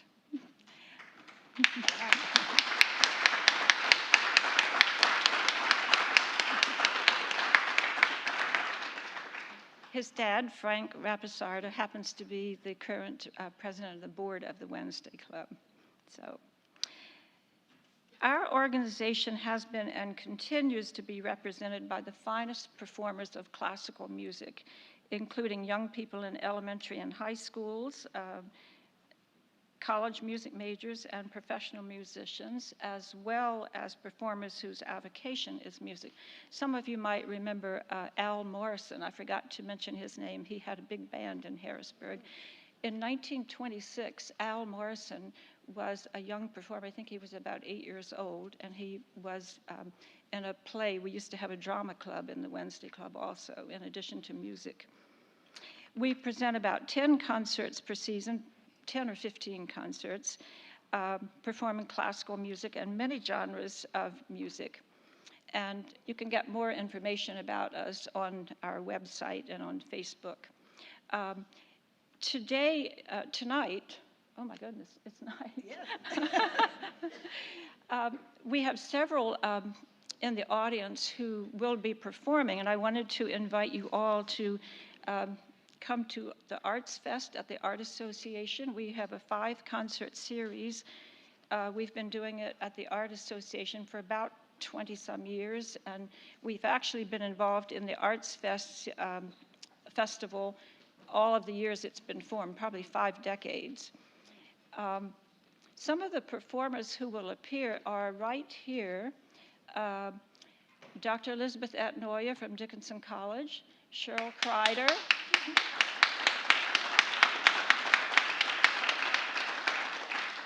Boyd and I will be playing some piano duets on the series. And also, there's one other person that everybody knows, Christian Say. Oh.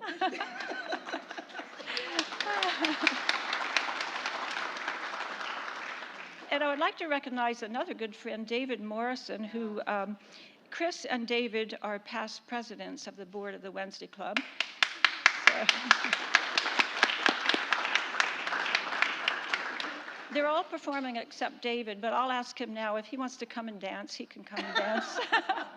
David is founder and head of the Historical Society of Harrisburg.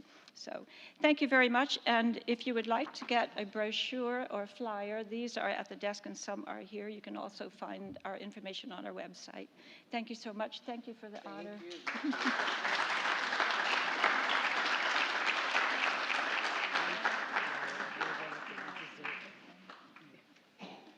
Well, that concludes our 2024 Torch Awards, except for the last part of the program that I've reserved so that I can honor the members of our board and to thank them from the bottom of my heart for the dedication that they have not only to this organization, but to you, to our community. I'm also going to ask now that Michelle Angert, and is Dina here? Dina Janghari? Dina, could you guys come forward? Because in at least this past year to 2 years, these two ladies have stood with me and all of my needs and all of my whatevers, and they have been there with me, both of them. When I need something, if they just see that something is missing, they jump in to do it. Dina helps with our development, right? And Michelle just does everything. She is really going to be working with our youth this summer as well. So please join me in thanking these two ladies, really.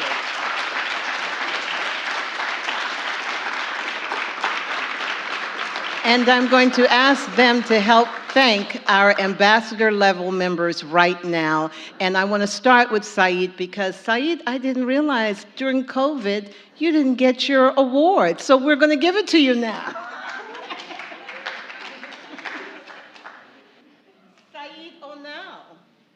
Saeed Onal Productions, this gentleman is behind the production of so many films, documentaries about human rights issues in our world. And I don't think you were with us when we were at E-Town recently, and we showed a film from Thomas Sideris, a Greek filmmaker, who talked about the tragedy the Syrian refugees faced. Saeed is dedicated to helping people and to advocating for human rights. Saeed, thank you for all you do. This was 2021.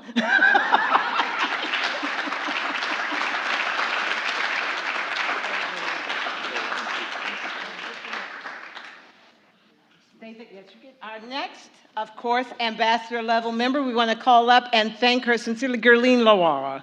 Gerline, come on up and get your accolades, because I appreciate you. We all appreciate you for all that you do. So thank you. Hajir, come on up here. Hajir al-Sheikh, please come forward. Thank you. Just so you know, these ambassador level members contribute at least $1,000 to our organization each year, but that's only a fraction of what they do. Elise Nestorov, originally from Bulgaria and proud of it.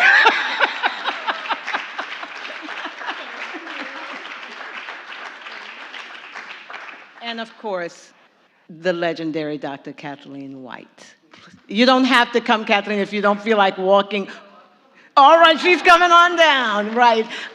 Really legendary because she has shaped so many young lives as well. And you're going to probably be coming with us to Prague, right? By the way, we're going to be bringing a delegation to Prague in October. So if anyone wants to come with Joyce to Prague, you're going to have a real good time. There you go, Dr. White. Thanks, Joyce. Thank you. Dr. Auralia Garcia Dominique, I love the name. Dr. Auralia Garcia Dominique, an expert in health disparities, really a very dedicated worker for us. Another ambassador level member. Thank you so much, Mireille. All right. Of course, Miss Lindsay Bowman. Come on up, Miss Lindsay Bowman, an educator par excellence. And also our secretary who keeps us in line. When is our next meeting? You got to remind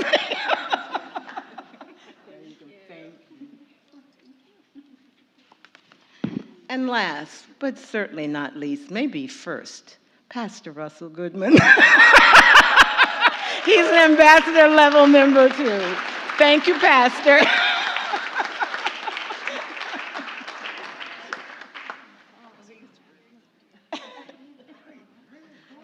So again, these are the people that made tonight possible. These are our, can you imagine a more gifted group of people? More gifted you cannot find in our region. So thank you all. So with that, I would ask before we leave that our honorees come forward. We want to take a group picture with our board, okay? But we thank you all and watch out. You could be honored in 2025. All right, bye-bye, everybody.